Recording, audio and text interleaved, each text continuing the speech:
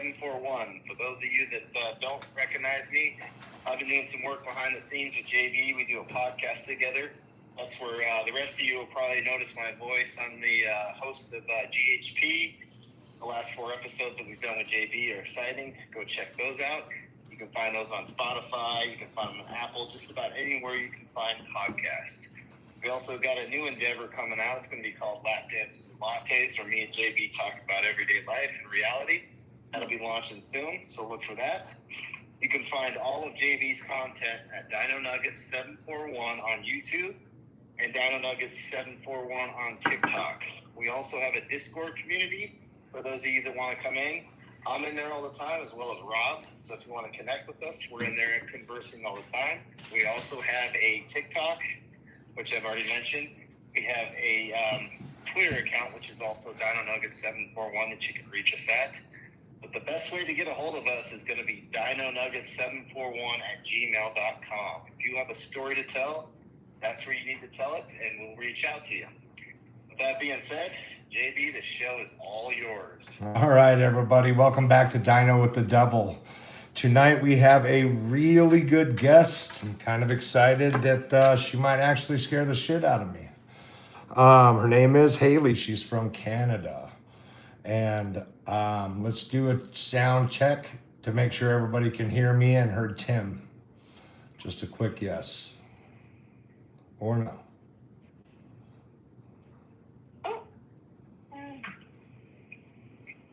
Can you hear me? Yeah, 1 sec there. Rob, can you hear me in here?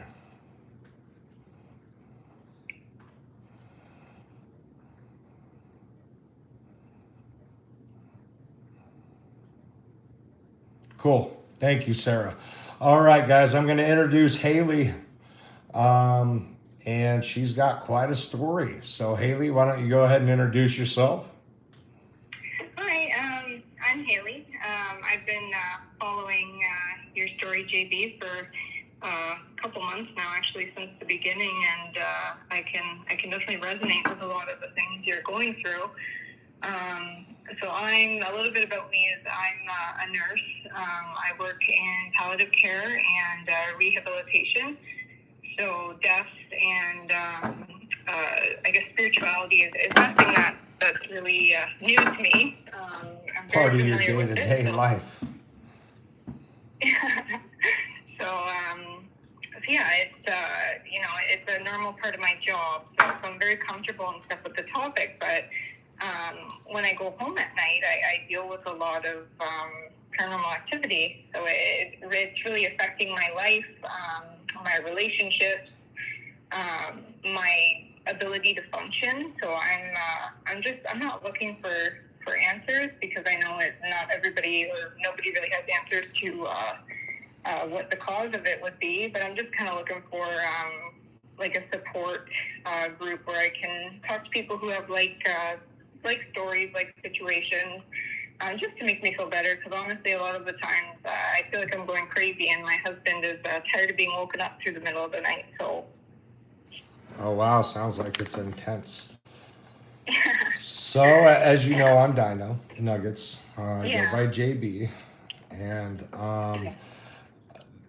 this is just a conversation between you and I tonight. So feel free to just let it all out. That's the point. I mean, if you want to cuss and have fun, and you know, the whole idea is to get you to talk about your experience and with like-minded people. And in this community, it's good to stick with people that way. And you can never fucking offend me. So I understand that you're a new mom. Yeah, so I'm a new mom. I found that through actually when I became pregnant, the activity worsened in my house, because not only did I become a new mom, I lost my brother as well, which was it was really unfortunate. But even through losing my brother, like, I've had paranormal activity happening through him, and activity going on in my house that evolved like around that event. So like, for example, I've talked to Rob a lot about this, and he's been a really good support and really awesome in the sense where he's encouraged me to open up, because it's hard. Like, For example, I live in a house that's full of Catholic faith. I am not a religious person. I have always encouraged people to, decide their own views, their own beliefs. But I live in a house where they're diehard Catholics. My husband's grandfather was a deacon, so they really enforce Catholic religion. And they've always thought, put a cross up and that'll solve all your problems. And, ghosts and stuff aren't real, but we believe in the Holy Spirit and all that. So, wait, a Catholic that don't believe in ghosts? I would say that's not normal. Yeah, so that's always been my argument was also you guys put all your faith into the Holy Ghost and all these spirits that are biblical and stuff. But they said you're telling me that because I have experienced things that I'm crazy or that these things don't exist. It's not right. So I'm surrounded by that. And even so, when I started having these events happening really bad again, and activity really picked up, my father-in-law came over to my house and pinned a cross on all of my doorways, thinking that would be the solution. And I took them all down because I don't practice Catholicism. I'm not a hugely religious person, so it doesn't make sense to me to put my faith and to prioritize something that I don't practice. It's phony. But back to what happened with my brother. So the night that my brother passed away, so he was murdered. He was 20 years old. He was killed by his friends at a party. And that night I believe I was 4 months pregnant. So I was just having a good night up at the cottage. And my husband and his brother went out at the fire pit, started drinking, smoked a couple joints. They were having a really good night. They came in and they ended up throwing up everywhere because they were mixing marijuana into the concoction of the evening. Yeah, that'll get you. Yeah, a good night, but not a good night for somebody who's pregnant and can't join in the fun. So I stayed in. I made the mistake of watching The Conjuring because it came across my Netflix feed. I was like, I haven't watched that. I'm a huge scary movie fan. I love anything paranormal because I'm curious about it, but I'm not curious enough to dabble into it too far because I'm scared of, what can happen. So I watched that. I go to bed. It's like 12:30. My husband and his brother come back into the house, and they start throwing up everywhere. And my brother-in-law goes upstairs and starts making sandwiches and stuff. So me being the only sober one in the house with them, I ended up having to clean up everything. So it was a really rough night for me. So I go to bed. Probably about 25 minutes later, I clean up everything. And I get woken up to what feels like somebody almost punching me in the arm, like shaking me awake, like urgent, like it's, get up, like something's going on. So I'm thinking, it's my brother-in-law. I'm thinking, something's wrong. So I wake up, and as I'm waking up, I hear the Catholic bells ringing. I only heard them one other time when my husband's grandfather passed away. They rang that hand bell 3 times after he was moved out of the church. So I had never heard that noise before. So I woke up to that. It was like a ring, and then another ring. And I woke up and I saw this big shadow figure across the room. And I honest to God thought it was my brother-in-law. And so I woke up and I was like, Patrick, what the fuck are you doing in my room? And I woke my husband up. Like, it was just within a couple seconds. I said, Brad, your brother's in the room. I turned my flashlight and the figure's gone. And then I just had this rush of goodbye right through me. And I knew something was wrong. And so I couldn't sleep all night. I kept tossing and turning. I kept seeing images of shadow figures and stuff. And in the morning, I found out my brother had been murdered at that time at 1:37 because that exact time that you woke up. Yep. And then how does that make you feel? My oldest brother had the exact same experience as me at the exact same time. And we were both, because I have 10 siblings total. So I have 8 biological, 2 step. So, well, now there's 1 less. But out of everybody, me and my oldest brother, who were very sensitive, that's what I say, we're very sensitive to this kind of stuff. And I actually, we both woke up at the exact same time. How'd that make you feel? I mean, at that time and moving forward? It was really, it was very overwhelming because it was like, at the time, so that night when that happened, I honestly thought, you know what, I'm losing it because I just watched The Conjuring. I'm like, I'm such a dumbass. Like, why do I watch these things at night? Because I know it's going to scare me. Because I have that, that sick to your stomach feeling like something is wrong, like sad. And so I'm like, why do I do this to myself? And then in the morning it made sense. And then it really shaped me because now I look for things that are like spiritual. So, every day in the summer and the spring, I see a butterfly. I've talked to a medium who he does like a lot of charity work and stuff. He's really well known up here in Canada. He doesn't ask questions. You know how some people, and I know some people choose to believe in mediumship and stuff. It's their choice as well. I believe in people who are authentic, where they don't pry for questions. They don't fish to gain knowledge. Whereas my friend, he and I became friends with him through attending some of his healing seminars and stuff. So he would never fish for any questions. He would just tell me things, like just flat out. I bumped into him one time. He said, watch for the butterflies. That's your brother. Like, not even knowing me from a complete stranger off the street. Like that's how I got to know him, was just through bumping into him and him telling me things about my brother. And I'm like, this guy's like, it's really weird. He's telling me all these things about my brother, and it's like, how the hell do you know my brother's dead and stuff? And very personal things like that I said and that I did at his funeral, and very personal things that I did with my brother before. He just walked up to you and started spouting that shit? Yeah. So I'm like, wow. He said, here's my number, book a reading with me, and when you want to, when you're ready. And I did, and I got. That sounds like a fucking movie. Holy shit. He is like the real freaking deal. I've seen other mediums that I've paid for, and they've asked me questions, and I called them out on it. I said, like, why are you asking me that? That's like fishing. And then they say, oh, well, because I need it for, whatever sequence of questions I'm going to ask. Yeah. I say, oh, well, if you need that, then, you're full of shit. I'm feeding you. You're taking my money and I'm feeding you answers. So you're able to grow with that. And, being in a vulnerable state and grieving, people tend to feed right into that because you almost want to hear what they have to say. And it's or really look into things to make it fit to the way they feel. Because like you said, they're vulnerable. It's like they're master manipulators. And that's they take advantage of people. And it's devastating because I watched my mom go through it. Listen, I went through it.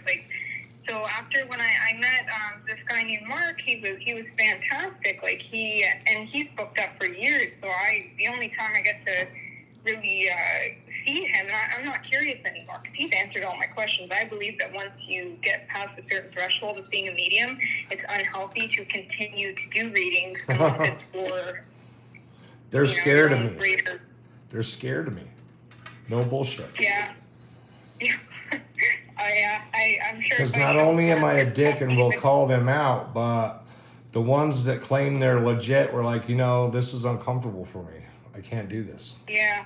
You're too intense. And it's like, and I'm just sitting there. I'm a nice guy. I just sit down and listen. I'm not intense or up in their face. It's just, I don't know if it's the way I look or, I'm not going to buy into some bullshit, like you said, fishing. And the majority of them are like, yeah, man, this just isn't going to work. Same with the voodoo people in New Orleans. Rob experienced that. That was a trip. So I get what you're saying. You can't get any answers? Like, they don't say anything to you about what energy is around you? Like, no, it's like this scared look. Like, it's almost like this dude knows that I'm fucked up. Does he got a camera around? Like when you get caught doing something that you're not supposed to. That's the vibe that I get, but, some of them will sit down And I just laugh. It's like, this is fucking crazy. You know, and I've tried that. And, you know, the ones that I felt like the eeriest around didn't want anything to do with me. Just like looked at me and they're like, nope. Well, because truthfully, like I told Rob tonight, I'm not nervous to talk to you. I'm nervous because I know whatever's in your house might be listening. That's what makes me nervous. It's not you as a person. What makes you say that? It's I don't know. It's just when I watch your videos, like I get anxiety. It's almost like I can feel like, well, I can't feel what you're going through, but I don't know, whatever's in your house, it's even through the video camera, it just feels so freaking dark. You know something?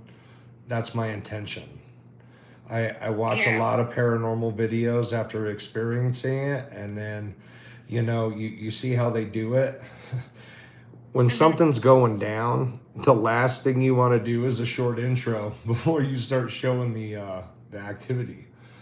If you've noticed in all my videos, I start the camera from wherever the fuck my phone is. And I take you through it. I don't say shit. I don't even address you guys. Like, I record it as I can see it. And if I can handle it, it'll be a longer video. If not, I shut it on and I get the fuck out. And I don't need to explain it. I think by showing you how I see it through my eyes and you can sort of feel it, I think that that's a way better way to experience something that, you know, you can't explain. Versus, hey, it's JB. Guess what? My fucking house is going nuts. Let's go see what it is. It's too Steve Irwin-ish. And when you're scared, you're like, give a damn about making an introduction. You know? Like, if you've experienced it live time and you can remember to grab your phone, it's like, fuck yeah, this is a bonus. I need to change my underwear, but at least I got something on recording. So, I commented a couple times in the past, just asking, like, out of curiosity, I could guess how it affects your family, because I know what my situation puts my family through, but do you ever feel guilty about it?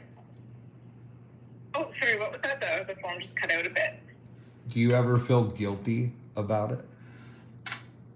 And sometimes, like I feel bad for my husband and my siblings, because like my siblings won't even talk about it, because actually my older brother, so I don't know if Rob filled you in, I have visitation dreams from people, very random people, and it wakes my whole house up when it happens, because I get very emotional, I get very overwhelmed. Like, I've seen my brother, not on demand, but, you know, when he's got something to say, he comes through, and I've been told I have some kind of dreaming gift, but I'm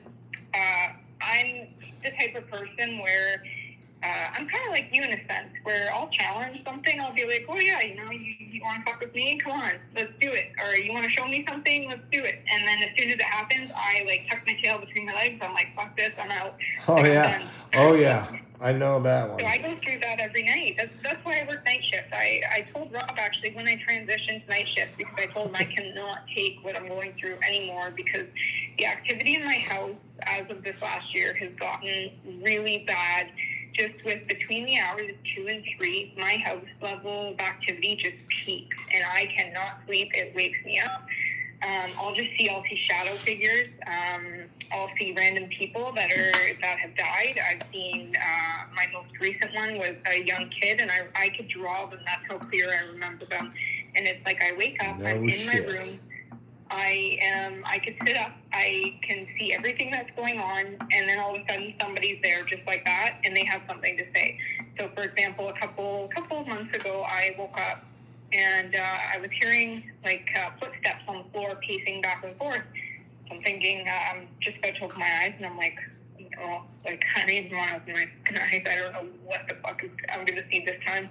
Because usually they'll just sit at the end of my bed and they'll just look at me, and then I say, you know, fuck off, and then they disappear, or sometimes they'll laugh and they'll smile like really sinisterly, and then they go away. So you can see the faces and shit. Ooh, that's intense. everything about them I can see for the most part, unless they're very dark. So I wake up and I hear the pacing, and I'm scared to open my eyes. You know, when your brain wakes up, you're like, oh, like, I don't want to look. But you do. So I open my eyes, and there's this young kid that looks to be about between 19 and 22, pacing at the end of my bed, just hands up at his forehead. He's crying. He's saying, I can't believe I killed myself. I can't believe I killed myself. I can't believe I fucking killed myself. And I just started freaking in my mind. I was sweating. I looked at him and I said, I don't know how to help you. It's okay, but I don't know how to help you. And he just looked at me and he just started screaming, I can't believe I killed myself. And then I just started crying. Whoa. I could feel what he went through. And then he disappeared and I just started crying. My husband woke up. My husband gets woken up every night. This is why I have to work night shift, because he's a contractor. He's not sleeping. My son is not sleeping, because when I wake up and I feel the emotions of whatever these people are going through, it really shakes me. Like, I'm done. I can't sleep for the rest of the night, and the whole night's a write-off for me. So you think you think that you're going through this because they're reaching out for help? It has been my whole entire life, and I have chosen to ignore it. And up until this point, it has become unmanageable. So then when I saw your story and I saw that you were saying to email, I was like, I have never reached out to anybody, because I've always just chosen to say, oh, maybe I'm crazy. Or, I'll talk about it to my brother, because my brother goes through the same thing. My brother sees and it's just me and my brother who go through this. And he sees random people from the Victorian era, or he sees people sitting on him, like shadow figures at night. They'll climb up on him and sit on him. And he thought it was sleep paralysis, but it's just gotten worse. So I've always and no drug use, right? No, I am completely clean, because I've been clean my whole life. And I used to smoke the odd joint and stuff, but never anything. I'm smoking a joint right now. Yeah. Nothing wrong with that. And then I don't drink anymore, because my brother, the way he was killed, involved fentanyl. They injected him with 18 nanograms. Whoa. Yeah. Not that I know what that is, but just that fentanyl is killing a lot of folks. I'm sorry to hear that. 6 times the lethal dose and left him on the floor. Robbed him once the bank took his money out, and then called 911, and I got caught afterwards. So it shook me to the core with drinking and stuff, because I don't need another, my life's already chaotic enough. I don't need another concoction to cause any more depression or stress to my current situation. No shit. Marijuana with me and drinking, and then being sleep deprived, and then being a workaholic. You add that all into the mix, and you get a episode of psychosis, probably. So when is this activity the most active in your life? Is it when you're going through some shit, or are you always going through some shit? I have always been going through shit. My whole life has been a series of bad luck, and I just cope right through it. I'm used to it. This is my normal. It's just been one thing after another, and I find that when I'm at my peak of something really bad is about to happen, the paranormal stuff just gets out of control. I can't sleep, and then it's something bad happens, and I'm like, oh, what else? What else could possibly go wrong right now? I'll give you an example. So last year, and I'll get into my childhood too, a lot of the stuff that was really bad that I ignored, that I look at now and I probably shouldn't have ignored. We have plenty of time, so you go ahead and dig deep. We can start at the beginning if you want, so you don't have to piece it together. Sure. Yeah, we can do that, because I guess I'm kind of just jumping everywhere. No, you're good. So I would say let's start from the very first time that you seen something that scared you, and how bad it scared you, that first experience, and what it did to you moving forward, and how it progressed into today. Because my goal is to see.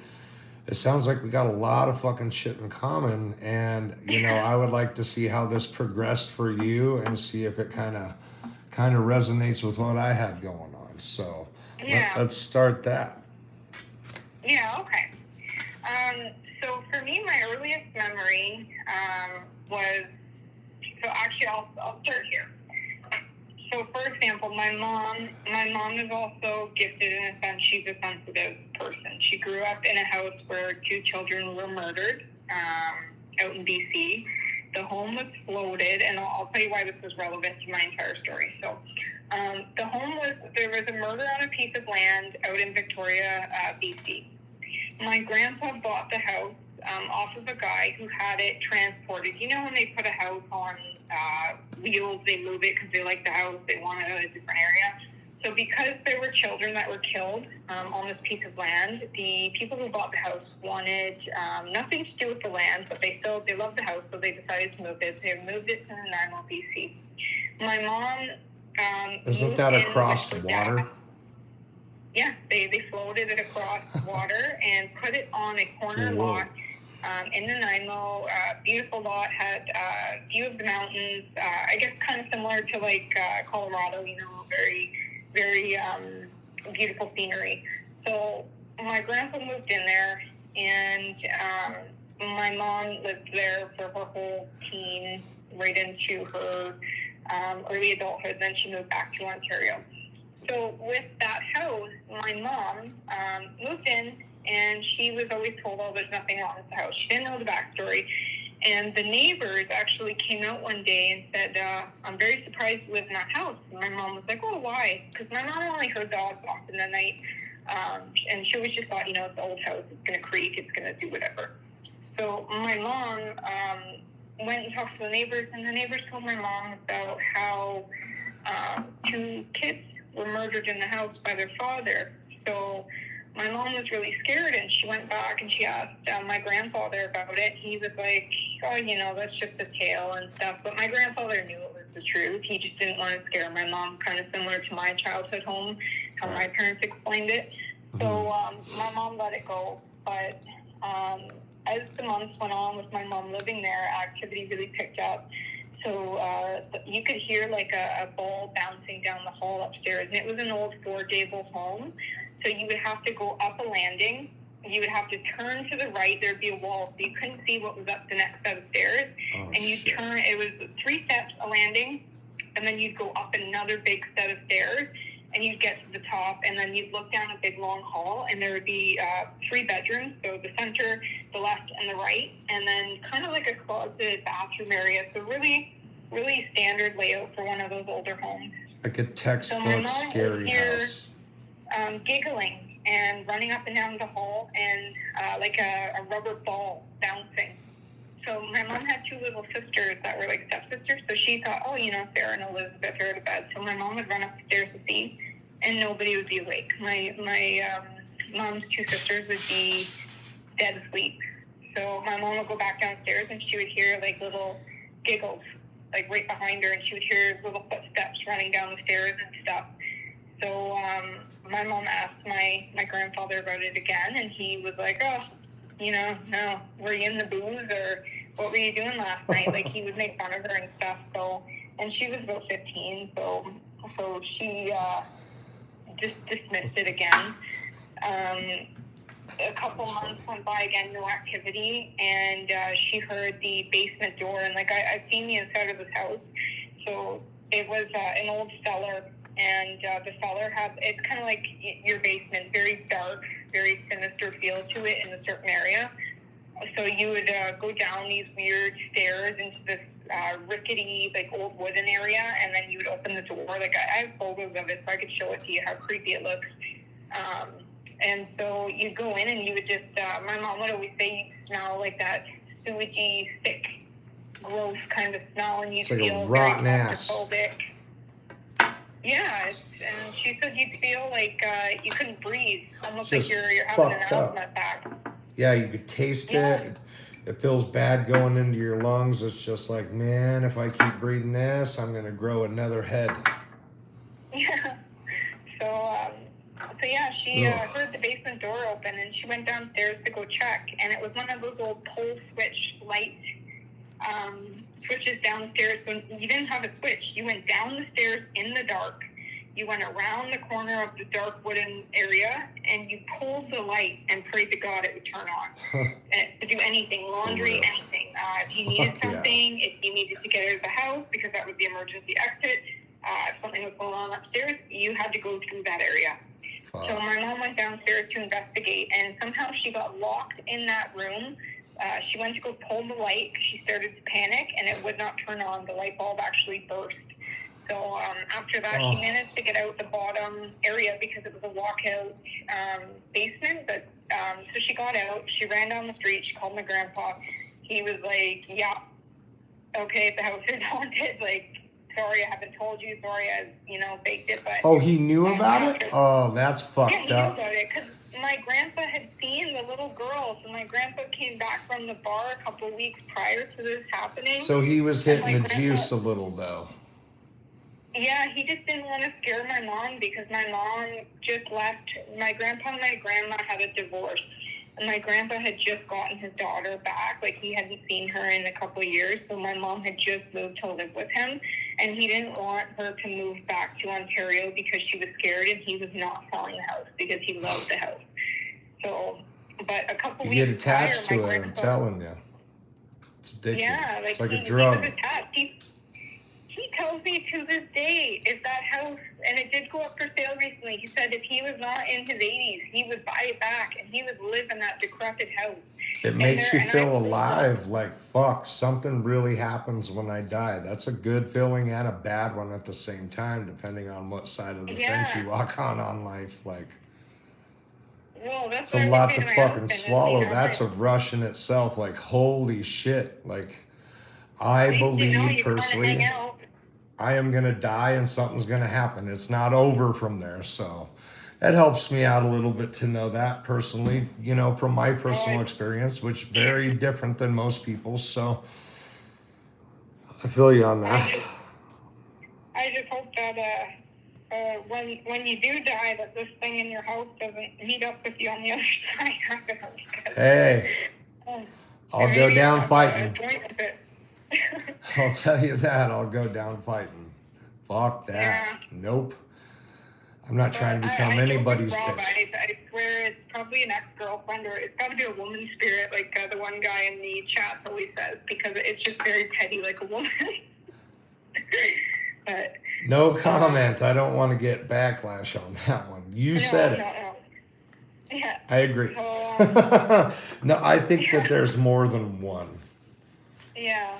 And I mean, to get back to yours, like that was starting to give me the anxiety, the knowing that that's the only opportunity that you have to see is that light being on. And when it goes off and you don't have your phone on, it's like this mad panic, like, fuck, no. And you try to get the fuck out. And I could feel that when you were saying that about the basement. That is so fucking real.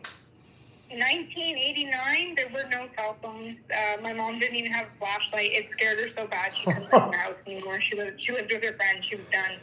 She couldn't do it. She said that was it. Between the laughing and the balls bouncing up and down the hall every night, and the footsteps, and then that, it was almost like it was playing a game with her. And that's how she felt. She said that they're supposedly little girl spirits, but you don't know because of how much evil surrounded what happened in that house. Right. So my grandpa came out, and he said that one night he came back from the bar, and he went to bed, and he turned over, and he thought it was his daughter Sarah because there was a little girl standing there at the end of his bed that looked very similar.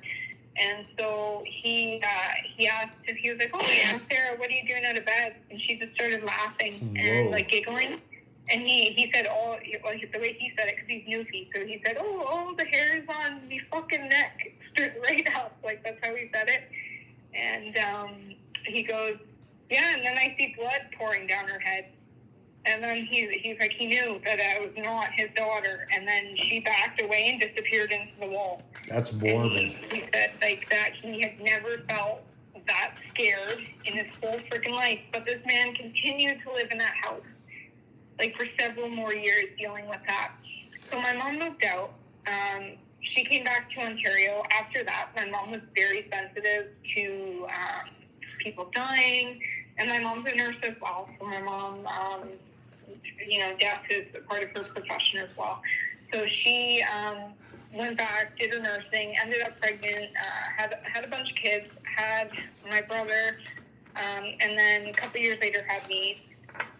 And ever since me and my brother were very young, out of all of the kids, me and him have always interacted with things, like in our homes that we've lived in. Because I've moved with my parents a total of 3 times, but that was just through their divorcing and stuff. So we moved into this house it was on Vine Street. It was an old colonial home. And the history behind that home, it was very old. It was owned by one original owner and his wife. They built it. And they were a Catholic family. So they were very into religion. They didn't want anybody who had any kinds of marital problems, any kinds of religion-based views or anything like that. Because they ended up dying in the home. So the wife and the husband, they Wait a minute, the built landlord made that a stipulation. That was the stipulation for the sale of the home, was that they wanted a family that was a Catholic faith. That's that fucking had, crazy. A strong marriage. Where are you at? That had. Oh, Canada. You guys are different up there than we are down here, for sure. Yeah. So they wanted like a strong marriage, and they wanted one of those families that was like the ideal religious family. Well, my parents were not the ideal religious family, and my parents bought the house from a family called the Renner family, and my mom went to school with the kids. So when the kids said, "Oh, we don't want to live in the house because our mom and our dad both died within a couple months of each other living in the house," it just brought bad energy to them. So they said, "We're going to sell it to someone who wants it." So my mom put in an offer, and my dad helped, and then they bought the house.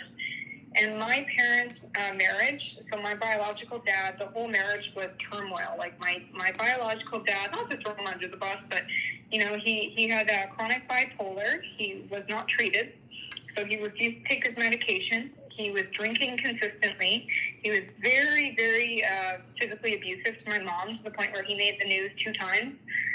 Wow, so that's fucked up. Energy into a house where the original owner said, "Do not sell my house to anybody who is not of Catholic faith, who does not have a strong marriage." So as soon as my parents moved in and stuff really started to hit the fan with their marriage, the energy just picked right up. And right from the start, I was 4 when we moved into that house. I remember the old man, and I didn't realize this was the owner until later in life when I had seen a photo of him. He used to sit on the end of my bed every night and just watch me sleep. And I can remember him to this day. I could draw him out. Was he real at that time, or was it like a spirit? Yeah, it was just him. It was just a full-bodied person. Okay, it was a spirit, so it wasn't like really him sitting there, because that would be a whole nother fucking story. That would be. It had to have been him because he was dead. Yeah, no, okay, I just wanted to make sure it wasn't the real guy sitting there, because no, that would have freaked me out died really there. bad. Like, he died after his week. So Okay. White died in the living room. She did hospice set up in the living room because she was not willing to let go of her house. So she wanted to die in home, which I deal with a lot in my career. So that's an acceptable method and stuff. When people are really attached to their home and their family, they want to go home and pass away in their home.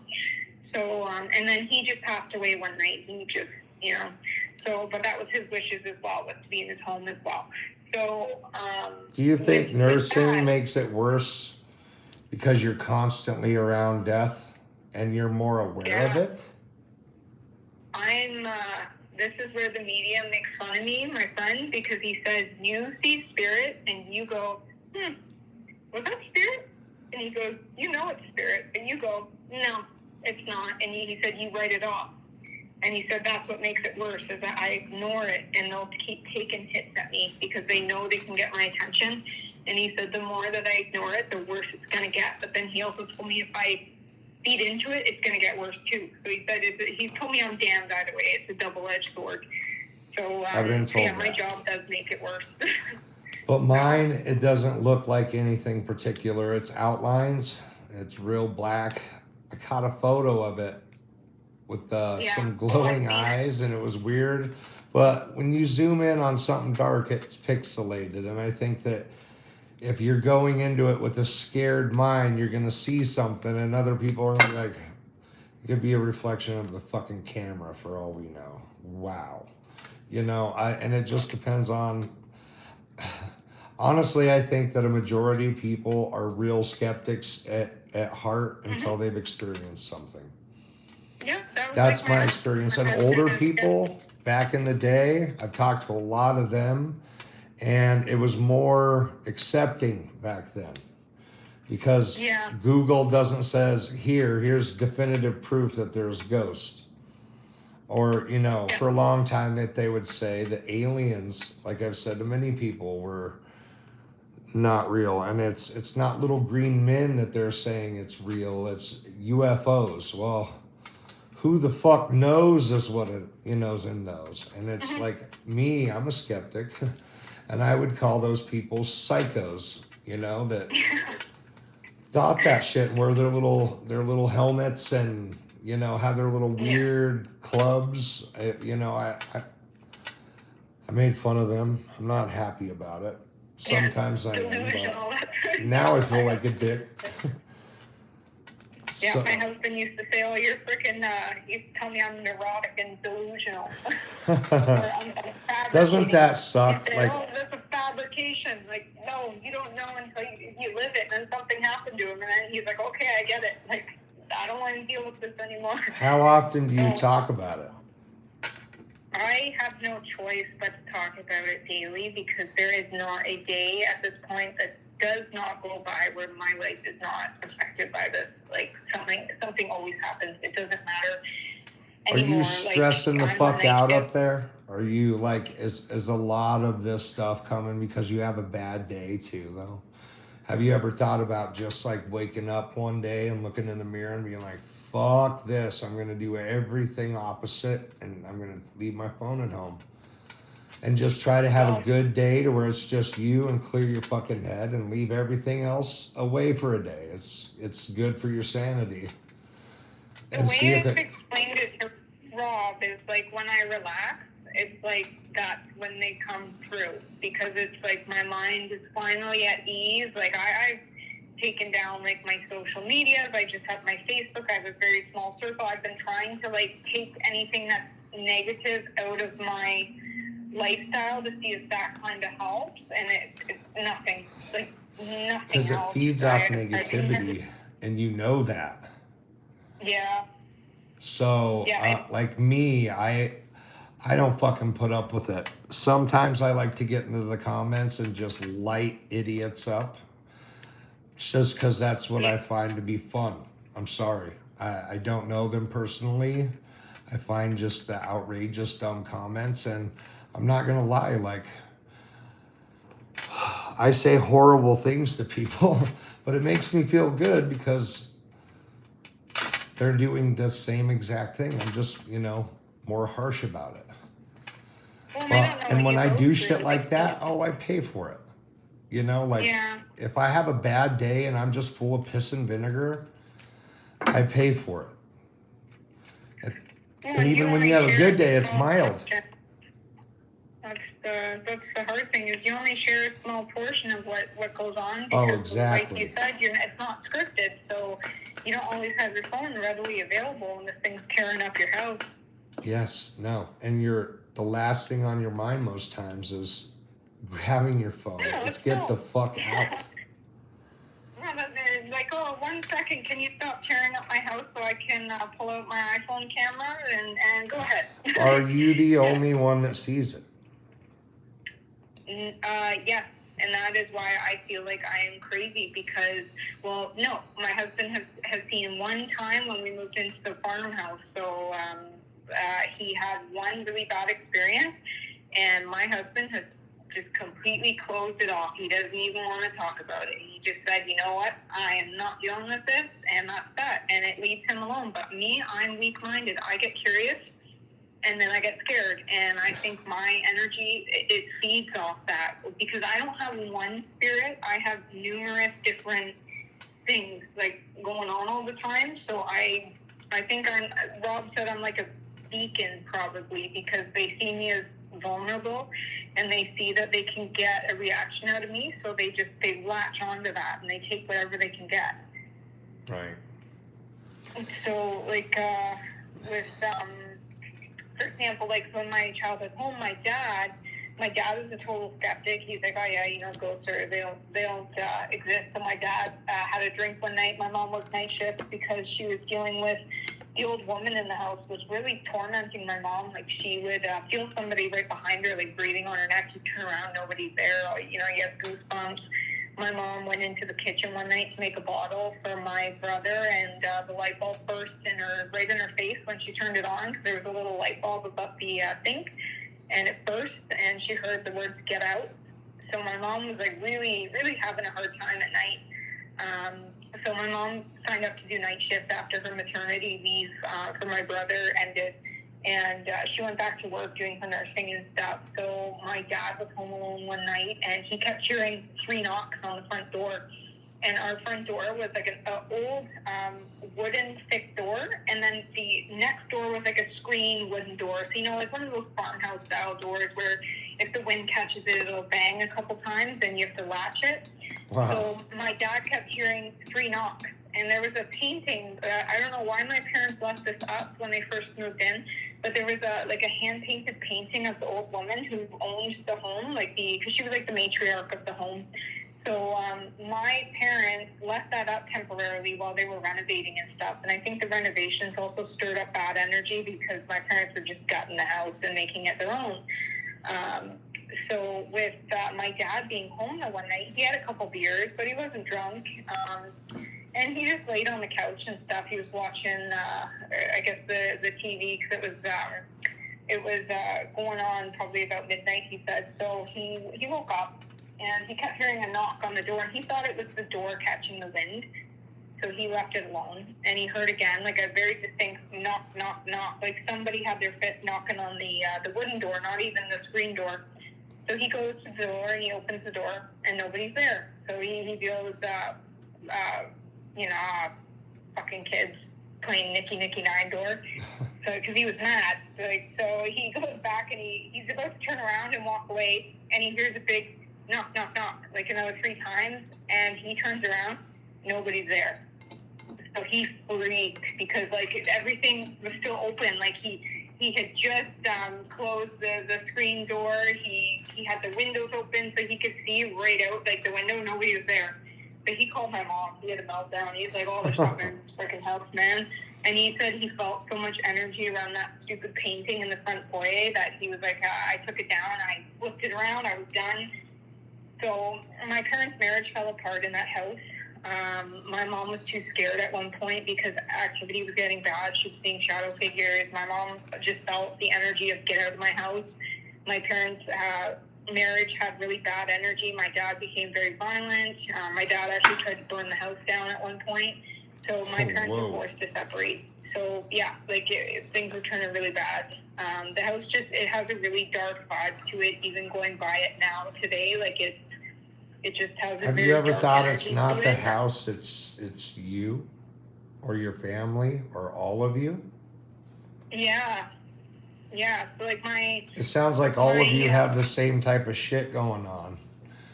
Yeah, so my older brothers choose, so my oldest brother Ryan, he believes heavily because he's very affected by it, but my other siblings choose to ignore it. They don't even want to talk about it. They know that stuff is going on, but they don't acknowledge it, and so it doesn't affect them like it does for me and my oldest brother, because we're very sensitive to how people feel and to situations. We're I wouldn't say empath, but we can really resonate with people. So me and him are very alike. We're very intuitive to certain things. So we moved out of that house, moved into a temporary house. It was just like a little townhouse and stuff. My parents separated. My mom met a new man. They got married. They were together 15 years. Ended up moving to this newer home, kind of like your situation, brand new home. Should not have anything paranormal. This house was the most sinister house I have ever lived in. Versus like the farmhouse I lived in last year, which was a living hell for me. But this Yeah, home, but were they it asshole people? Yeah, so They were assholes? Oh, sorry, what was that? The phone just cut out a little bit. Were they asshole people? No, so this new home, it was brand new. It was newly built. It was sold to my parents through just like so nobody had lived in it before. It was sold to my parents through like a one of those big companies, you know, it was like called Grandview Homes, for example. That's what it was called. So we moved in, and just down the road, it was a newly developing area. They recovered long houses and bones. So it's called the Huron Natural Area. If you look it up on Google, there will be articles surrounding what they have found in the subdivisions and in the Huron Natural Area. They found long houses. They found bones of Native people. They found all kinds of burial grounds. They should have let that shit be then. Yeah. So previously to us buying the lot, moving into the house, it was a cornfield. And it had sat that way for probably a couple hundred years, truthfully. So they started digging and stuff. They found all this stuff. My mom thought, oh, that's kind of weird. But my mom moved in to paint the house early. She would move her stuff in. She would stay overnight. My stepdad would stay with us in the townhouse while they got the house ready. And my mom said that she would go to the basement to use when she was painting, she wouldn't use the kitchen sink to clean her brushes. She went down to the basement to use the laundry sink so that she didn't get paint all over the upstairs sink. She said that she felt someone, like a man, she said it was a very distinct man, energy standing right behind her, very tall, and it was just right on her neck. And she said that feeling reminded her so much of the Vine Street house that she went right upstairs. She just dropped her paintbrushes and went upstairs, and she's like, oh, I'm overreacting. So it seems like a pattern, to be honest with you. I mean, you can't just pick that many random haunted houses. I mean, at some point you got to step back and be like, whoa, it's happened to me at 2 houses, and I know it's following me. I mean, you guys have been through some shit. At some point, be like, well, I mean, what's your goal? How do you deal with it? Or do you try to get rid of it? Do you think you can? I mean, or you just say, fuck it, and it's part of your life? I've adapted to it because I don't see it getting any better, because it's been my whole life. Like, it doesn't matter where I move. This is what I told Rob, it doesn't matter where I go. It's always there, whether it be a different entity. It's just there. So I don't know if I'm supposed to just meditate or play a Ouija board, open my brain up to it, or I don't know what I'm supposed to do, because I just want to live a normal life. I would just like to be able to sleep at night, just not be affected by this, just not have streaks of bad luck. And it doesn't matter. I've tried praying. I've tried being, religious. I've tried everything that people have told me to do except play a Ouija board. And it's... Fuck it, try it. It's a board game. Nothing's going to happen. Yeah, I know. That's the other thing is, That's my opinion. I tried it. Big deal. I can hear bumps in the basement 24/7. Nothing moved on me. You need a Ouija board. I think I bought 2 of them. Nothing. Fuck. $36 a piece. Unreal. Nothing happened. And everybody's scared of it. It's cliche in my opinion, but maybe it's just because I go into it not open-minded to it. And maybe I'm not fucking doing it right. I did the sage wrong, apparently. People flipped the fuck out about that. So I take some advice. When I first started, your automatic thought is like, I need to go to a doctor. Because Yeah, I think that was me. I thought I needed to go to a psychiatrist because I thought I was going schizophrenic by like the third house. it's like, you know what? I'm seeing shit now, and it's time for some meds. And they look at you like, yeah, you're out of your fucking mind, man. You're stressed out, whatever. And it's like, well, true. And it did peak, I would say, when I was told to take anxiety when I was going through my medication, divorce. but I'm choosing not to do that yet. I've been told you need antidepressants and anti-anxieties, and I can't. I'm not there yet. So, but yeah, like with this house. So my mom, she's painting that night, and she starts to feel this energy like around her. It's like a get out energy. So my mom just dropped everything. She called her best friend who lived down the road. She's like, I cannot be in this house tonight. You need to come here. You need to help me. Something's seriously wrong. I need to pack up my stuff. I can't go back in there by myself. She said it felt so dark. I hadn't even been to the house yet. As a child, I was about 8 years old, so I hadn't even been to the house yet. So I didn't know what was going on. And so my mom didn't say anything to anybody because my stepdad was a total skeptic, like didn't want to hear anything of it because he'd never had any kind of experience, had never been open to it. So my mom left, and then we moved in the following week. Well, when we moved in, I remember going through the front door and thinking something's very off about this house. Like it just felt dark. Like even to this day, like you drive by it, same experience, very dark, very negative energy surrounding the whole house. So we moved in, and right from the very beginning, I started having like screaming night terrors of my siblings and stuff being killed. I had night terrors of almost like premonitions of my brothers being killed. It was like later in life, being killed in a car accident. I had night terrors of faces all standing in my room, of random people like smiling at me. I started having anxiety about sleeping. I started becoming so fearful. At 8 years old, I started wetting the bed. I couldn't sleep. Like it was terrible.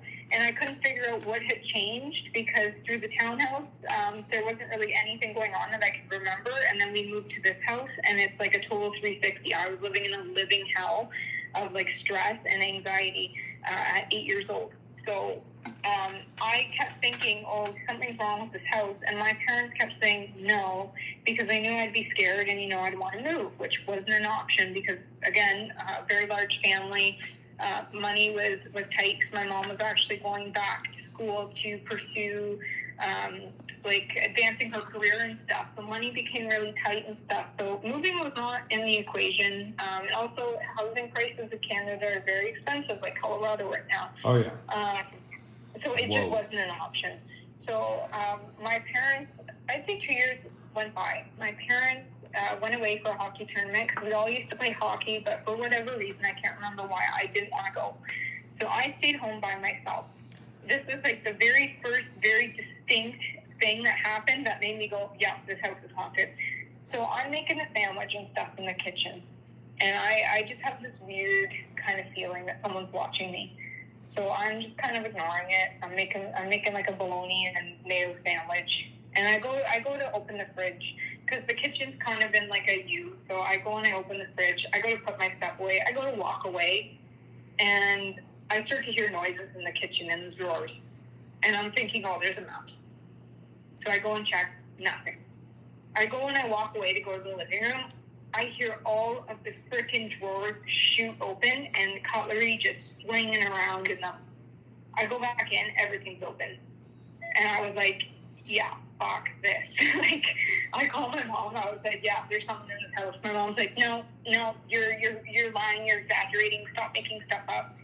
So I went to my friends and I told her what happened. And I was like, I'm not going back in that house this weekend. Like, I'll lock the door, but I'm not staying there.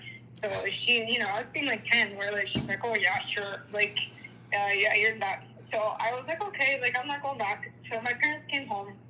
I brought it up again, and they ignored it. Then a couple months later, I'm going up to bed.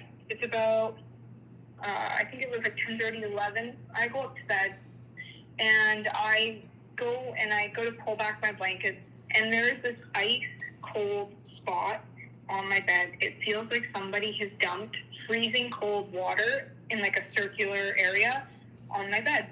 So I go to the top of the staircase, and I freaked. I was like, who the fuck dumped ice cold water in my bed? Because that's what it felt like. So I go, and I get a towel to go clean it up, and I'm like, I need help getting new sheets and stuff.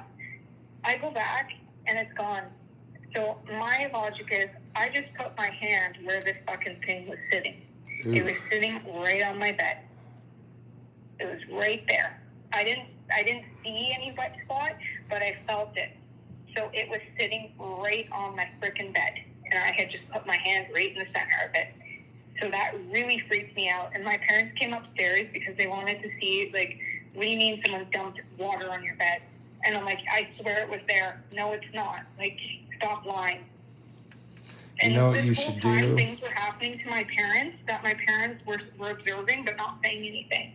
Oh, yeah. So then another couple months goes by, activity slowly picking up. So, I'm sitting in my living room one morning, watching SpongeBob, like the morning cartoons on like channel 25. So I'm just watching. I see the basement door. It starts creaking open. Now this door is not a door where a draft catches it and it opens. It's a full-on click lock. Like it has like humidity damage. You know when your doorway swells a bit and then the door catches, so you really have to force it open if you want it open. And then to close it, it's the same thing. You really got to slam it because the wood catches and rubs. Well, that door was like that. So the basement door starts creaking open. And I just remember looking at it and going, not today, motherfucker. And it slowly creaked shut and stopped and then clicked and closed. And I was like, no, this place is fucking haunted. Like, so by the time my 14th birthday came around, my mom finally told me, because I had started hearing footsteps at night. You know that sound of socks rubbing on carpet? Yeah. Well, you would hear that every night just after 3 in the morning, and it would stop at my bedroom door. You would hear socks shifting on carpet, like somebody wanted to be known that they were walking up and down the hall. So my mom would hear it too. My mom would take a late night bath, and she said that it would stop outside the bathroom door. Like, it would just shift, stop. And my mom would say, hello? And she'd get out of the tub to look, and nobody would be there. So my mom had finally told me, yeah, the house is haunted. Like, there's stuff going on, and what you have seen, it has happened to us. So it is true. And I was like, why did you make me feel like I was going crazy all these years? That really did damage, because I had honestly thought that I was having some serious mental health problems. So, I wasn't sleeping at night either, because I kept feeling like I was so scared at night. Like, you're scared of your own freaking shadow. I was always scared to turn a corner. Are you still scared? Our house was a back split, so like you go down a couple stairs and you turn a corner, and then it's like, like you never know if something's there. And then I'm hearing from my brothers that they're seeing shadow figures at night, and they're experiencing things. And my parents are saying, yeah, you guys are ridiculous. And even to the point where there was one corner in our house that had that weird gross smell. Not as bad as what you explained, what you go through in your house, but it definitely had a really like gross kind of smell to it. And then it had a bad energy. So we put our birds there, our finches died. Our dog would not go near this corner. Our dog, if you put the dog up to that corner, it would bite you. Like, it would go nuts. It was just a little Jack Russell. And he would occasionally sit there and bark at that corner, and then you could just feel off energy and stuff. So yeah, just one other really bad event that happened that really sealed the deal for me knowing that the house was haunted was there was one weekend where it was me and my mom and my younger sister at home, and we had gotten up and gotten ready to go out, and my sister, she was only about 2 years old, and she was looking up in the bathroom in the corner, and she was fixated on something, and my mom was like, Maddie, what are you looking at? And my sister looked back at my mom, and like, when kids get that really scared look on their face, like, something's wrong. Yeah. Well, she pointed at the corner, and she goes, there's a man. Like, she whispered, just like that, like a really creepy little whisper, there's a man. And my mom's like, where? And she's like, she looked back at my mom, and she looked at the corner and looked back at my mom again. She said, right there. And my mom just, like, she freaked. She's like, get everything, get out of the house, let's go. And this is before my mom had told me that the house was haunted. So my mom was just writing it off, like saying, oh, it's, you know, that That's what you do at first. You're like, yeah, I'm just tripping. But now my mom talks about it, and my mom shares all of her experiences, and she's open to it. And, like, you'd go into our basement and stuff, and you'd hear the breathing. Like, there'd be, like, a breathing, like somebody was there in the basement with you. Like, my brother said he heard someone whisper, get out, one time when he was in the basement. Like, we all moved out very early. I left home at 17. I could not take it anymore. With the doors opening, I was scared of my own shadow. So at nighttime, I would sleep with all the lights on. I would get to about 3 in the morning. I would turn the lights off once it passed 3. I'd get ready to go to sleep, and I would not move all night in my bed because my biggest fear was always turning over and seeing something beside me. Like, that was my end-all, be-all, was if I saw something sitting right beside me while I was sleeping, like, I'd have a heart attack and die. So you waited scared. till the worst time to turn the lights off at 3 a.m. just to go to sleep? Yeah, because I had to go to school in the morning, so, like, I But would you stay up understand till what 3 a.m. 3. is, according to the thousands of comments that I've read on all my shit. It's the witching hour. Back then, I didn't know that until Oh, whoa. No wonder you were getting fucked with. It was a horrible idea. Even I know that. Yeah, and I didn't know that back then. So it, like, now, like, as of recently, I realized, you know, about the veil and the Hour of the Dead and all that. So that's why it makes sense why there's so much activity between those, like, 2 and 3. I'd say 2 and 4 for me, but it really picks up right around 3. So yeah, I moved out. I couldn't do it anymore. I was done. So I moved out at 17. My parents ended up going through another divorce. My mom moved to another house. I met my husband. We moved in together. I would have night terrors. Like, we had a small apartment. I gave that apartment over to my brother, and we got a bigger place, like a nicer apartment. We both went to school, and things were quiet for a long time. Like, things were really subtle and really peaceful. And then we went. Because you weren't going through some shit. That's when it lightens up on you. Don't you realize that? Like, yeah, you have a boyfriend, you're living together, you're going to school, shit's going well, nothing's going on. Things are going great. I was all like, oh, you know, life is finally taking a turn. And then something fucked up happened, and boom. My license, I lost my aunt. I had 2 friends pass away, like, and then things started going downhill again. And I went to this auction, and this lady, so it was at this old home in London. I moved to London. I moved out of town and stuff, moved to London, went back to school to pursue my nursing. So I went to this auction where this lady gave me this fireplace, and it was like a brand new fireplace. It was beautiful, and it was free. And I couldn't figure out, I was like, do you want something for it? Because it was like a brand, like one of those nice electric Home Depot fireplaces. This lady could have easily gotten $300 for it, and she didn't want anything for it. She goes, do you want this mirror in my basement? And I didn't know anything about mirrors. So I was like, oh, sure, you know, like, we just moved in, so we're trying to furnish our place. So we always looked for bargains and deals, like, just with used furniture, like things like tables and stuff, you know, stuff that you can refinish or that would last. So I went down into her basement, and this old, and I still have it, it's wrapped in a storage unit. I will not unwrap it, but I have photos of it. And this old freaking antique mirror from, like, the early 1900s is sitting right there. And she goes, can you take this? It's free. Like, I don't want anything for it. I just want it gone. She was like, oh, it just brings up bad memories and stuff. So I was like, I looked at my husband, and he was my boyfriend at the time, and I go, I don't know. I don't really like how that mirror's making me feel right now. And he's like, oh, it's so nice. Like, let's just take it, you know, and we'll sell it if we want. So I didn't want the mirror. Horrible my idea. Husband, he was set on freaking taking it. You know how they say with mirrors, if you put your finger up to it and there's a gap, it's a portal?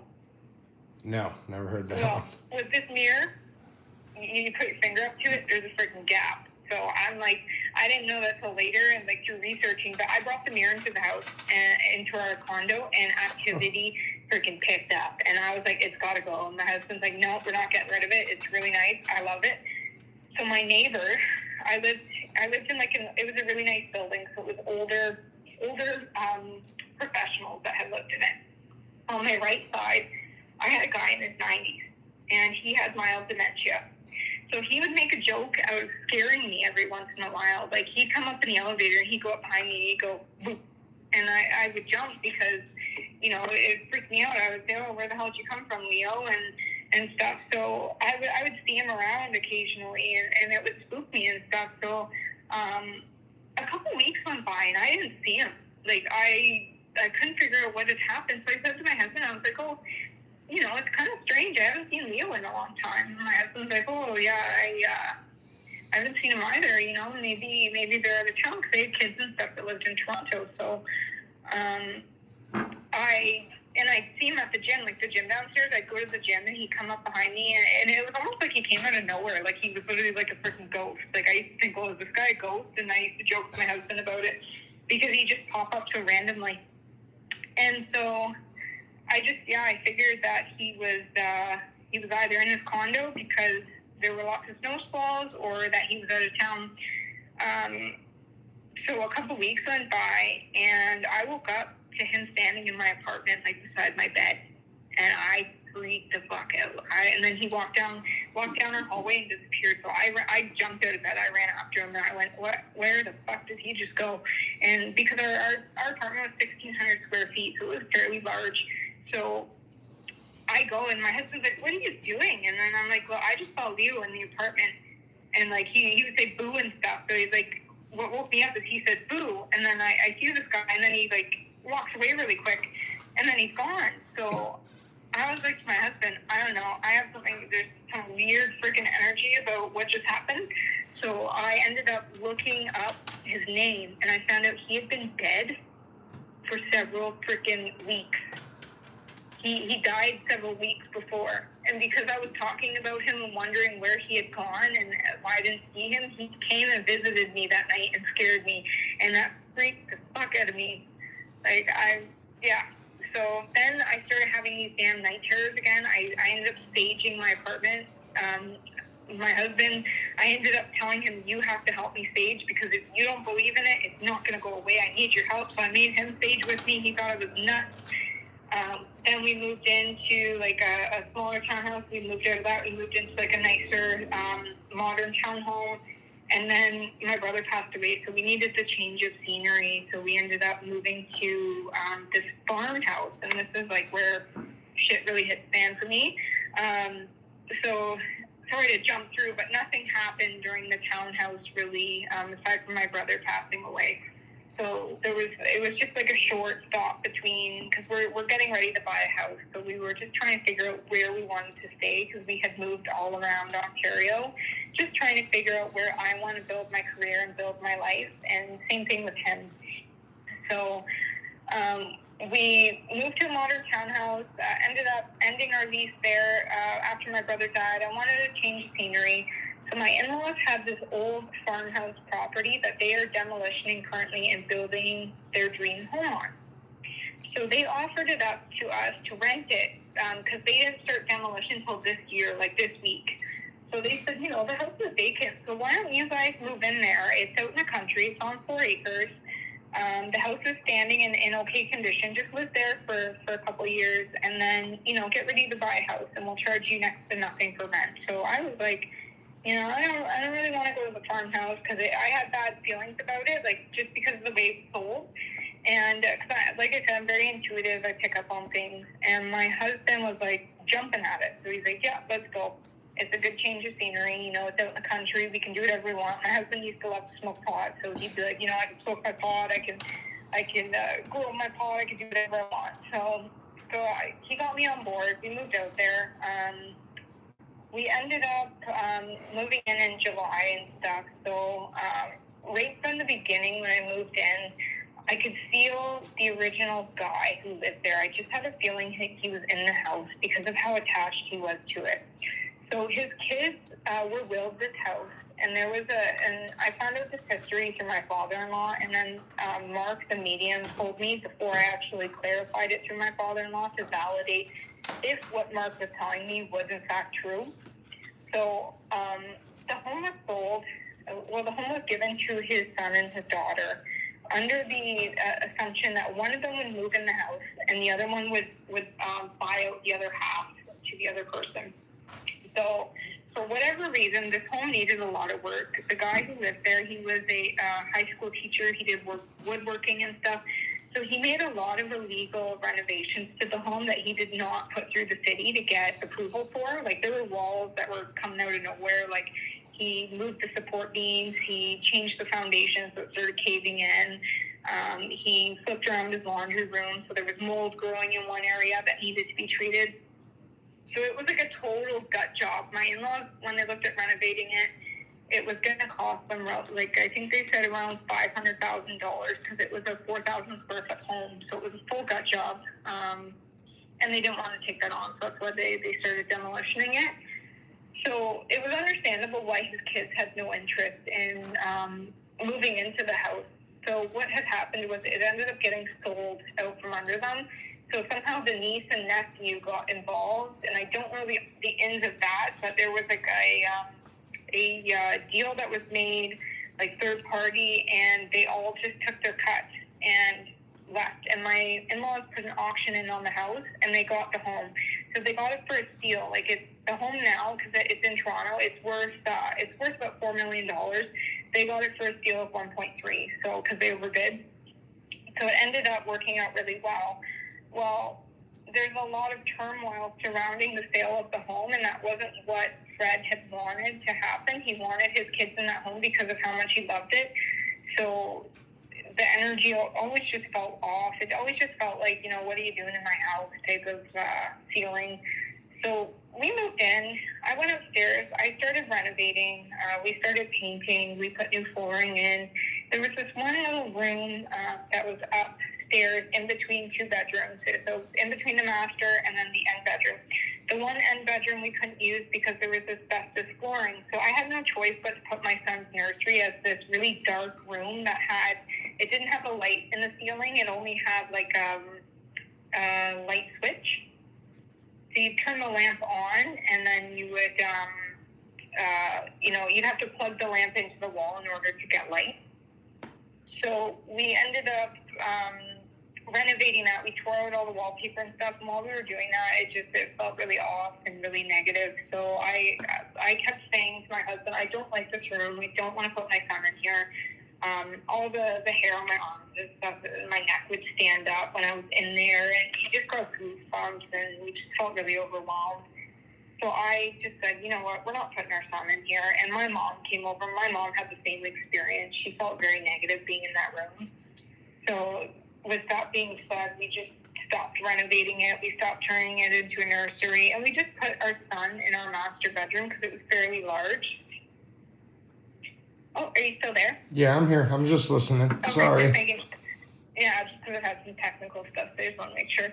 Yeah, so we put my son in our master bedroom. So the one night when we were renovating, me and my husband got into a really agitated, disagreement.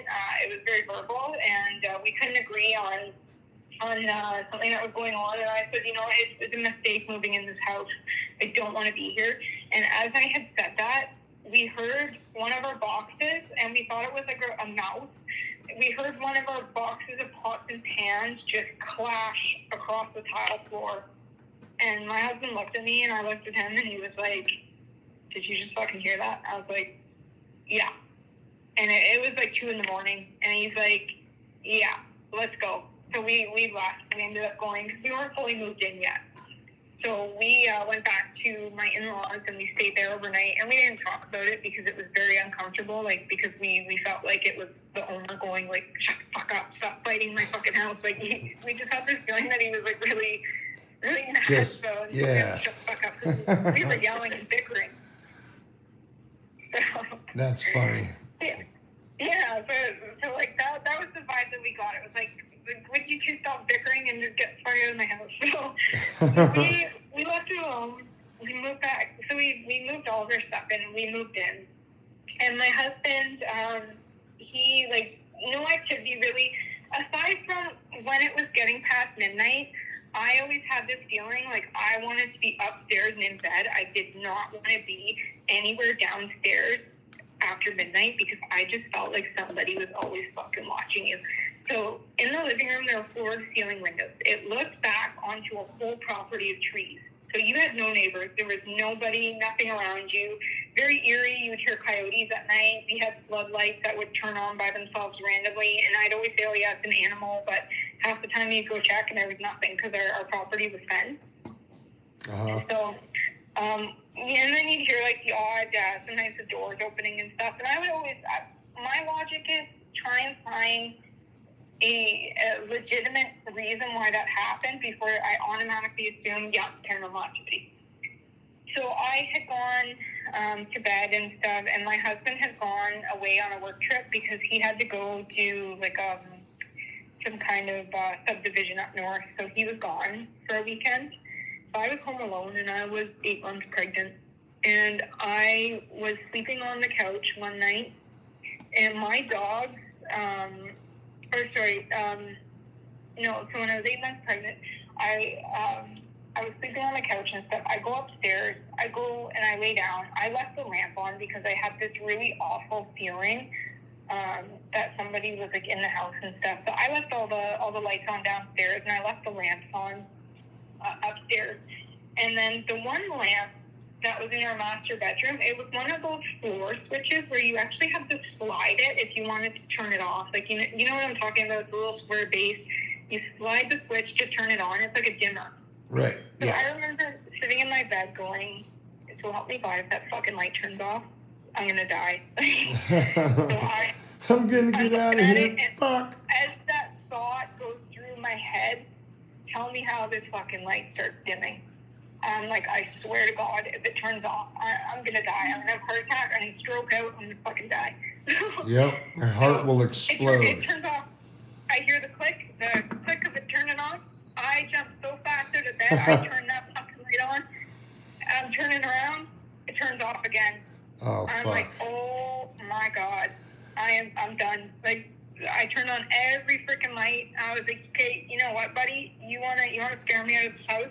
You're gonna have to go around and turn off every fucking light switch in this damn house because I'm not sitting here in the freaking dark. I got my phone flashlight on. Like, I'm in the middle of nowhere. I'm an hour and a half from my family. I can't wake up my in-laws and say, yeah, there's some paranormal activity going on in this damn house because they're non-believers. So, yeah, I just turned on every freaking light and I sat and I waited.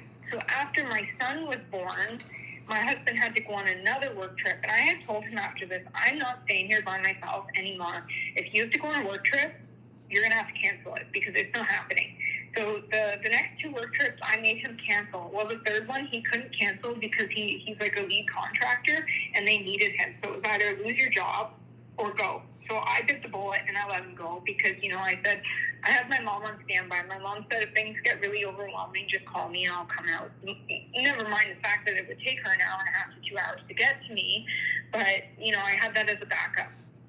Or because I had the baby, I could always go to my in-laws at that point and just say, the house is too cold because it was wintertime. So I had my son and I fell asleep on the couch the one night. And my dog, because it was floor-to-ceiling windows and it looked out onto the property, my dogs were fixated on something behind me. It was just after 3 in the morning. I had taken a nap. I fell asleep. I was watching Netflix.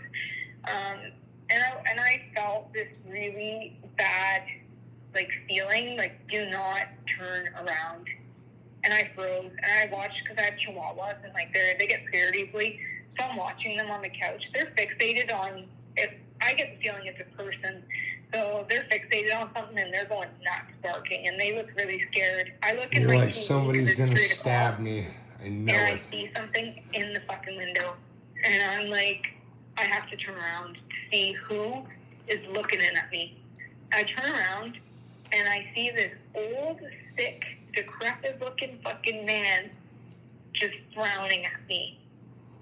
And I started hysterically screaming and crying like I have never been that fucking scared. It shook my bones. So It's so weird that you can see expressions it's just dark with me. There's nothing. He was just what are you doing in my fucking house? That type of feeling.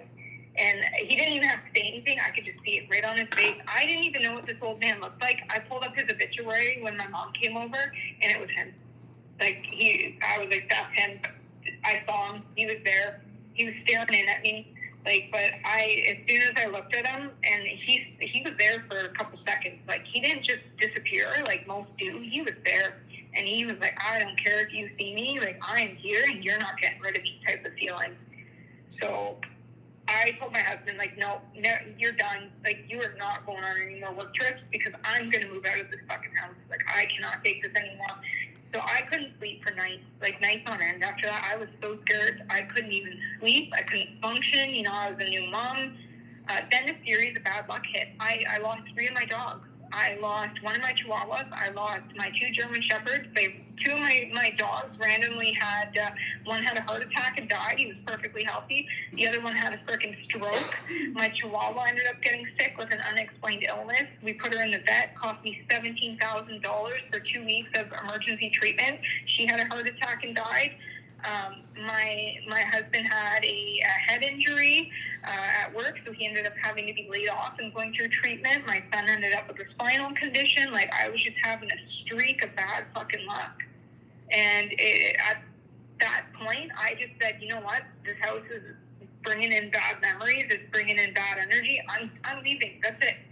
Goodbye. So I ended up moving. Like, we just moved right out. I moved in with my in-laws because I couldn't stand being home alone anymore. I needed a support system around me. So we moved into the house that we're in now, like with my in-laws, while we looked to buy a house. But now I'm going through the turmoil of not being able to sleep at night. I'm having things waking me out of my night. The night that you guys did that live stream in your basement with, I think his name was Devin, Mm-hmm. do you know what happened to me that night after I watched that? I was having such bad anxiety because I could feel the energy of that live stream coming through my phone screen. I went to bed that night and I told Rob this. I woke up at 3:05 and I saw what resembled what was in your house in my basement area, looking at my son, and I freaked and I said, like, it was like a dark shadow figure. I told Rob it was blacker than black. Like, Oh, there was yeah, no it's light going through that scary thing. black. Like, I felt dark. my intestines in my mouth. Like, I felt like I was going to shit myself. So That's yeah. nothing and like you've right seen. At my son. I don't Because think my what motto you've has seen always is been, evil. Yeah, my motto has always been, fuck with me, do not fuck with my kids. So I literally looked at it and I said, do not touch my fucking son or you are done. And my husband woke up at that point and I looked at it again and it didn't care. It just stood there, just being all like intimidating, like the energy vibe it was giving me. I didn't know what it was, if it was associated to that video, if it was just associated to a negative experience. And I looked at it again and I said, if you touch my fucking son, you are done. And then I started freaking out and then it disappeared. But yeah, it was just, I have never seen something that dark. And it was that night that I watched that stream in that basement because I was feeling very anxious after watching that. Like, I was scared for your house, and then, you know, I don't know if energies picked up on that and it's like something negative came through and you know, decided to take its moment in my own life. But yeah, I've had experiences like that now living in this house. It's like I can't escape it. So I have signed up for permanent night shift now, where 6 days out of the week I'm not even at home. But now I'm at work and I monitor patients all night and I have things happening to me at work while I'm wide awake. So now I know I'm not crazy. Like a couple of nights ago, we have a monitor system that we watch. The camera glitches. It says error. It'll start beeping. It'll detect activity and motion because it's motion detected. It'll start moving and looking at things. 2 weeks ago, I had the closet door. It was closed. When the monitor, I first swung it around to take a look because I heard a weird noise. I panned the camera back and the closet door is open, and I know it was closed when I had just panned it a couple seconds prior to, and I had heard a weird noise, so I panned the camera back. Closet door is open. So I'm losing my mind. I'm severely sleep deprived. You know, I'm trying to find reasoning with why this stuff is happening now that I'm wide awake, and I can't explain it. And then the other things that are going on at my job is like I'll get up to use the bathroom and the TV's off. I'll come back and I hear the TV turn on as I'm coming down the hall. And then not only that, it's like I'll come back in, I'll turn it off, and then I go back out and check to see if somebody's here because it's a very large apartment. And then I come back in and the TV's full blast at 100 volume when I know I just turned it off. I have that happen. And I'm like looking at it like, what the fuck? Or my sound bar will randomly go off. My phone and sound bar are Bluetooth. And in the middle of the night, my phone will start playing music through my sound bar, and no one touched it. You know, all my screens are off, and the only thing that's on is my alarm, and it'll start playing my random playlist from YouTube through the sound bar. It's fucking crazy. One thing if it just turns on, but the fact that it was at the highest volume, it takes quite some power to get that remote up to 100, because it takes me like probably about 30 seconds to get that TV down to 0 again. So I had to mute the whole thing and just turn it off and unplug it because I couldn't get the volume down. It was going to wake up my patients. So. But that's you're in a place that's full of death at that point. And I think that the difference between what you go through and what I go through is I've never seen any type of pure human or face. It's just a dark black. And it's not like, oh shit, I want to run after it and who is that person or somebody I can look up. It's nothing like that. What I've been on the hunt for is, you don't really know what evil is until you come face to face with it. And I'm not saying that it is, but whatever this is has no real intent to go anywhere. It's always trying to intimidate or, prompt a reaction out of me. And it's breaking you down over time that I'm just completely getting fucking numb. And I got to figure out what kind of help to ask for, so that way I can try to get a hold of it or learn how to deal with it. Have you ever tried to ask for help from like a preacher or not a medium or a psychic, like your traditional route? I've tried, and the problem that I'm having is it's people that want an astronomical amount of money and they don't have anything to vouch for. So it's like people are, oh yeah, like we'll help you, but it's going to cost you a couple $100 just for us to come out and take a look. So or I've looked into like talking to the church, because my husband said that at one point when my night terror, I call them night terrors, but they're like real live people in my room. Like it's strangers, it's kids, it doesn't matter. It's all works of life coming to me at night. Like I don't feel like it's a person. And they're telling me, oh no, like we can't help you. You need to pray more. You need to see a psychiatrist. I think you have trauma. And I said, yeah, I do have trauma. With my brother passing away and stuff. But I've seen counselors, I've seen therapists, I've seen a psychiatrist, and they've told me I am normal.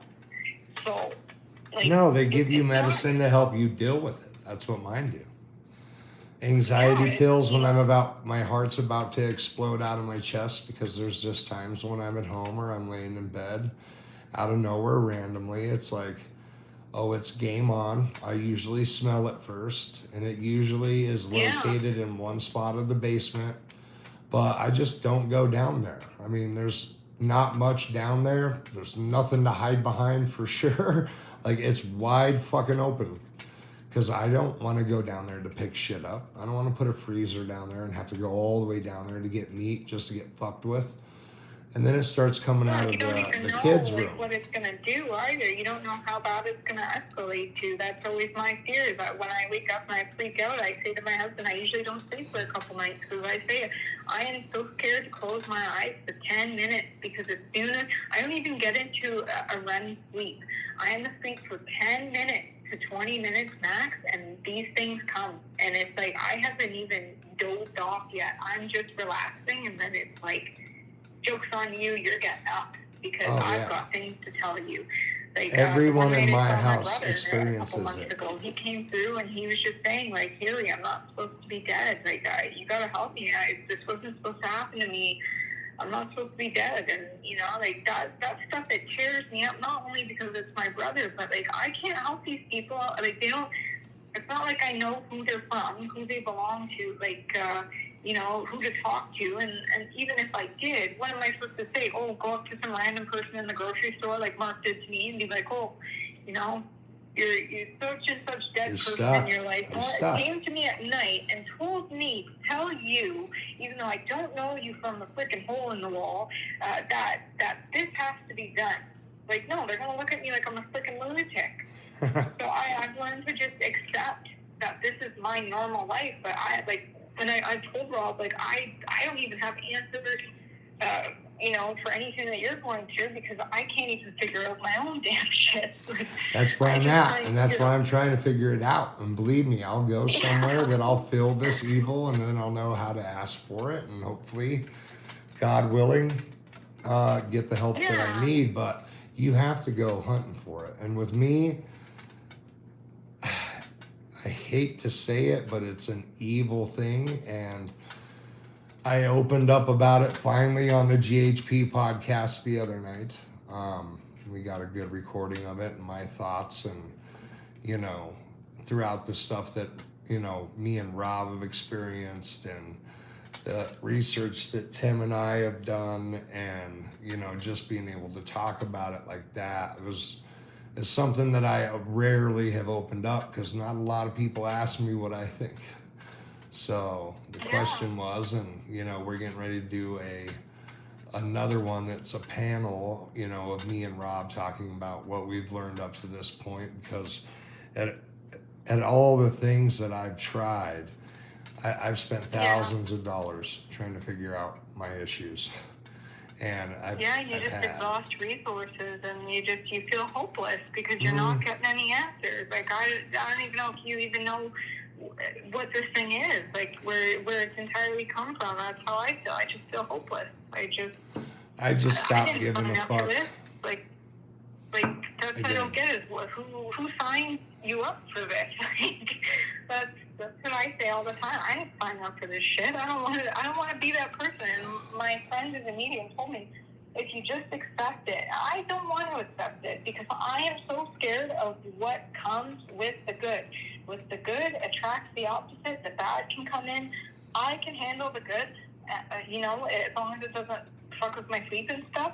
I cannot handle what evil comes through the door following that, because what attracts the good things can also bring in bad, and I want no part of that. Like, I'm curious to a certain extent, and then I stop. Like, I will not cross a certain threshold, because I don't want to know what's on the other side of that door. Like, I believe that there's an afterlife, you know, there's all kinds of things that you can do afterwards, but that's as far as it goes for me, because I'm too scared to tackle it. Like, you don't know kind of what you're unlocking and stuff, and nobody seems to have answers. Nobody, when things turn south, as I've seen in your case, nobody steps up to help, because nobody knows what to do. So, no, and that's why you got to go out and find it. And seriously, what I'm going to tell you, Hailey, it's been 8 years now. Yeah. And I fucked up. I did something, and this is me facing my maker, or, you know, paying the price for whatever it is that I did. And I wish that I could go back and figure out exactly what it is that got me into this situation. But the emotional aspect of it alone, like, I take all the criticism. That's the easy part by doing this on videos and showing evidence and just showing videos. Whether you want to believe them or not, that is up to you. Show me a video of God, and, you know, then watch the explosion of fucking, you know, comments that come from that. It's controversial. But I'm at a point, if you want it, come get it. I fucked up, I did something wrong, and I have to face my demon, and it's here. And if I even hate using that word, but I think a lot of the shit that, you know, some of us experience, and like I've said, it's all like a thumbprint. They're all different. A lot of us have something to stand atone for. And I think that that's more likely, and I think it's an experience, unless it's a gift handed down from like your family. And I've heard that, as like I said, this, I have studied this, and I have had a lot of talks with a lot of different people from all walks of life pertaining to this very subject. And the most logical thing for me in my situation, it's something that's evil. It's something that it's here to torment me, maybe the way I've tormented somebody else. Like I said, I dove deep into it, into GHP. The Gatehouse podcast, just type in GHP. I dove really deep into how I feel and the reason I feel that I'm going through it. And I honestly feel like I'm getting that much closer to being able to figure out one way or another, at least an answer that I can go. Yeah. But ultimately, everything I've learned, a majority of us are reaping what we sow. Yeah, I can definitely understand that. Yeah, that's why I wondered how it affected your family. Not to overstep, but because I know how my family treats me regarding all this and how. Oh, it affects my husband family. has- They see it, they hear it, they go through it. I would do anything to have me be the only one that experiences it, but that's not the case. Yeah, because I'm trying to figure out tips and stuff, like with my husband knows what I'm going through, because he knows I'm not playing around. When I wake up and I'm emotionally distressed about it, and I can remember exact moments, faces, things that were said, even months later, like places and like places I've been where I've seen things. Like he knows I'm not screwing around. I have a memory that's very sharp, so. He experiences things too, but he just writes them off. So I just like to see how other people are affected by it, especially with what is so active in your life too, like how it affects your wife and your kids. I mean, I watched the video the other night of your son, and I said to Rob, "Oh my God, his son has balls of steel going down in that basement." I'm like, well, it's not our first rodeo. We deal with it. It's either live in utter terror and, become the cliche movie family that just ups and leaves. First of all, Colorado is fucking incredibly expensive. If you don't know about Colorado housing market and rent cost, fucking Google it. You don't just up and leave a home like this. It's not even a plausible idea without a fucking backup plan, unless you have shit tons of money, which is not a realistic thing. This is the second house. And it follows me. It's just going to come with you. Like, it's with you. It's not with the house. So that's the scary thing, is why uproot your life again for the same possible outcome. And it is what it is at a certain point. Yeah. I'm going to educate myself, and I'm going to do my best to, figure it out. And if I don't, it is what it is. I try to capture it when I can. And a favor that I'm going to ask of you, I know it may sound nuts, but the next time you're in an area and you can get into this complete dark, I want you to just sit there in the complete silence and dark and just talk and record it. And you might be shocked at what comes back at you when you hit the replay button.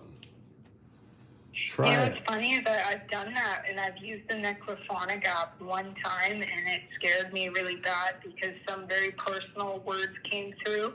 And sometimes at nighttime, when I'm starting to feel like things are on edge and nothing's happened, I'll just stare into the darkness. And it's almost like you can see faces and you can see things coming out of the dark. Like it's really spooky.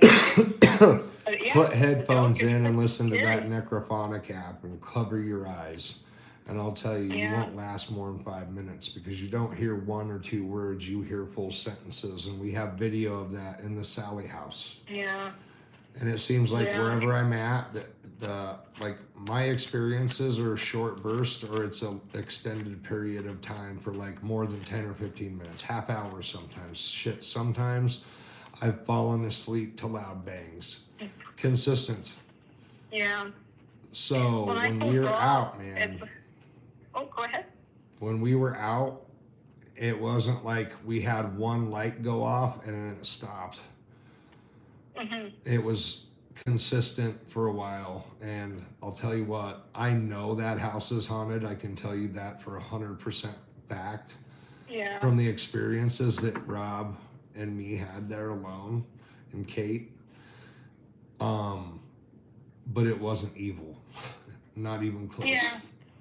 It was some assholes that opened up a gate to something, some spirits got through, Yeah. but it is nowhere near the feeling that I get. I felt anxiety, like this is weak shit, like I gotta get home. I need the real rush. This isn't what Well, I thought.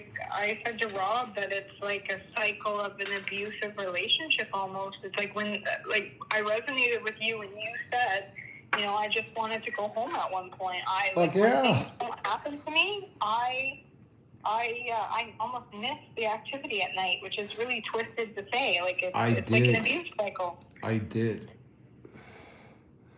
Yeah. When I got back, you know, and when I was out, my wife said the same thing. She's like, "Oh, there's shit going down." Like, it was, I know it's with me, and I know it's here. Yeah. I don't think it's just one thing, though. I think it's either two or three.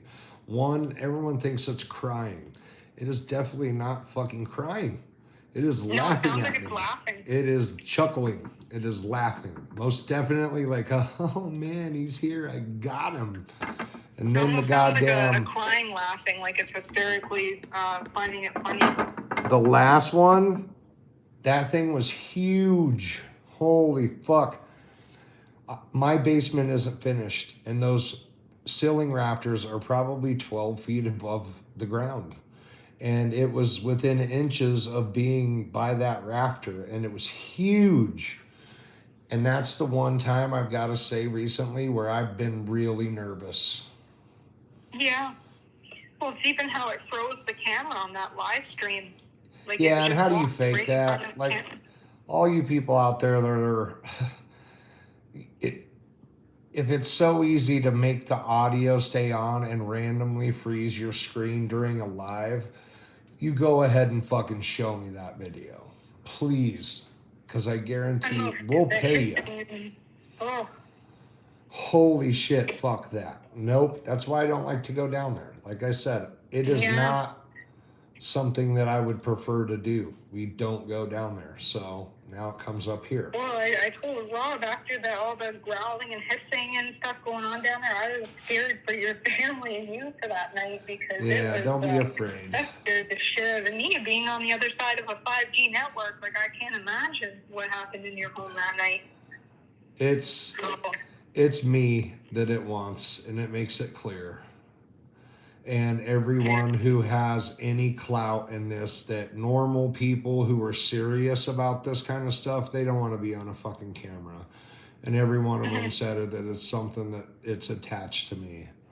And after you hear that so many times, I don't like the demon word. I don't even like to hear it. Because I don't want to put a name to it. I don't want to say what it is one way or another. And that's why I don't say, hey guys, please believe me. I don't give a fuck if you believe me or not. If you don't like the videos, scroll the fuck on and eat a bag of dicks.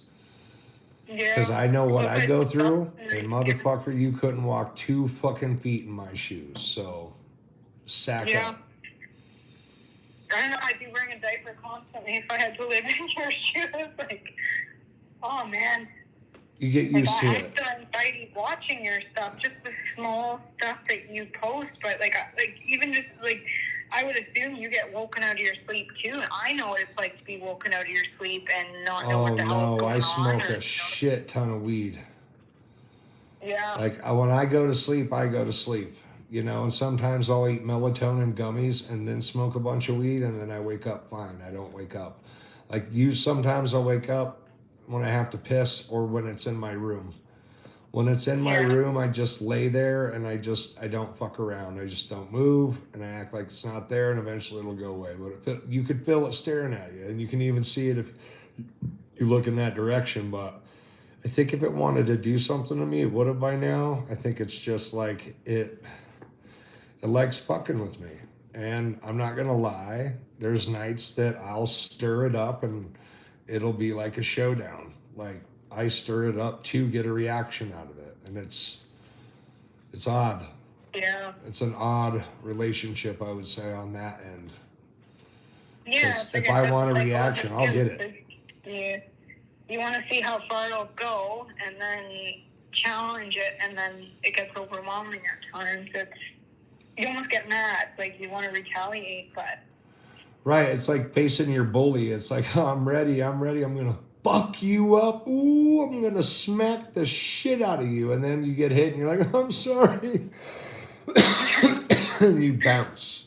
You're like, nope, fuck this. I don't want my head bashed into a million pieces. I'll stir it up. It'll get close enough to where I get scared, and then I leave. I got my rush. Yeah. I got my fix. It's better than alcohol or any kind of drug I've ever done. Yeah. And I would miss it if it was gone, to be honest. Do I ultimately want to get rid of it? Yeah, for the family and kids, for sure. Why would I not? But am I going to miss it? Probably. It keeps you on the edge all the time. It does, and I like that feeling. I like it. Yeah. I shouldn't like it, and I know that's going to cause some concern for people, but when you've lived with it for 8 years and you don't want to really talk about it, and you have time to really deal with it, at a certain point you start to kind of interact. You test the waters, and you know that rush that you get when you feel it and you experience it right there, and you know that you got it on camera, like, I got you, fuck, and then you run and hide, and then it takes you 4 or 5 hours to watch the video back because you know you're going to get scared just the same as when you were dealing with it, like, oh fuck. And when you hear it, I don't hear that laughing a lot until I pay it back. Like, occasionally I'll hear a light version of it, but I don't hear any of that. I've heard a hiss once, and that's when I was standing at the top of the stairs. There was Christmas decorations down there. I had to go get the box. It was like, yep, not going down there right now. And that's about that. Hearing it. Like, do you see them? What's that? The shadows. So when you take a video and like you go down there for whatever reason, you have to go down there. Sometimes when the shadows are there, do you only see it when you play it back, or do you see it standing there often? Oh no, sometimes I see it there. There's been a couple times I've caught it in videos that I did not see it. Like the one time it was walking down the stairs, and then I like an idiot went down there with it. Like, I had no idea that shit went like that. It was dark.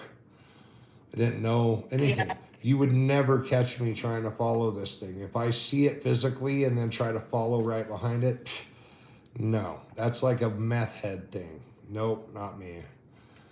Yeah. And I don't care, like, when you really go through some of that, and I think that's why a lot of people don't want to come here and investigate, because if they really do have that shadow thing pop out on them, it's going to blow their cover.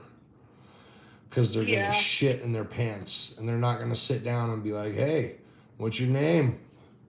You want to talk to me? If it's standing right there in front of them, they're going to shit their pants just like everybody else and take off. Yeah. Well, it seems like to scare people too, so I think it would get... Or it'll make Rob sick. People get sick when they come to visit. Rob got deathly ill. It postponed our trip that we went across the country because he got real sick. You know, JC got scratched, and he doesn't fuck around with it at all anymore. Like, doesn't do any more investigations, hasn't broke out any of his equipment. He's chilling. Yeah. So, you know, when you got people that come and try to go through it, I've had, you know, religious people come in and not come in the house.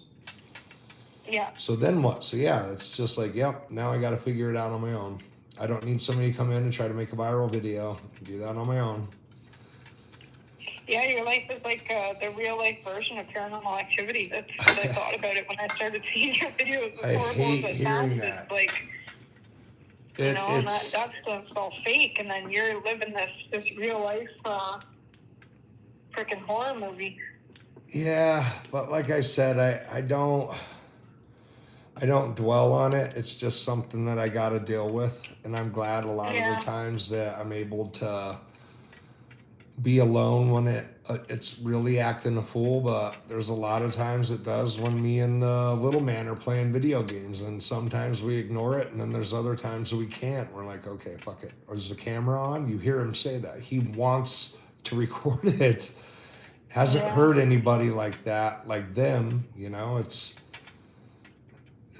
clearly out to intimidate me. What? You with your son? What's that?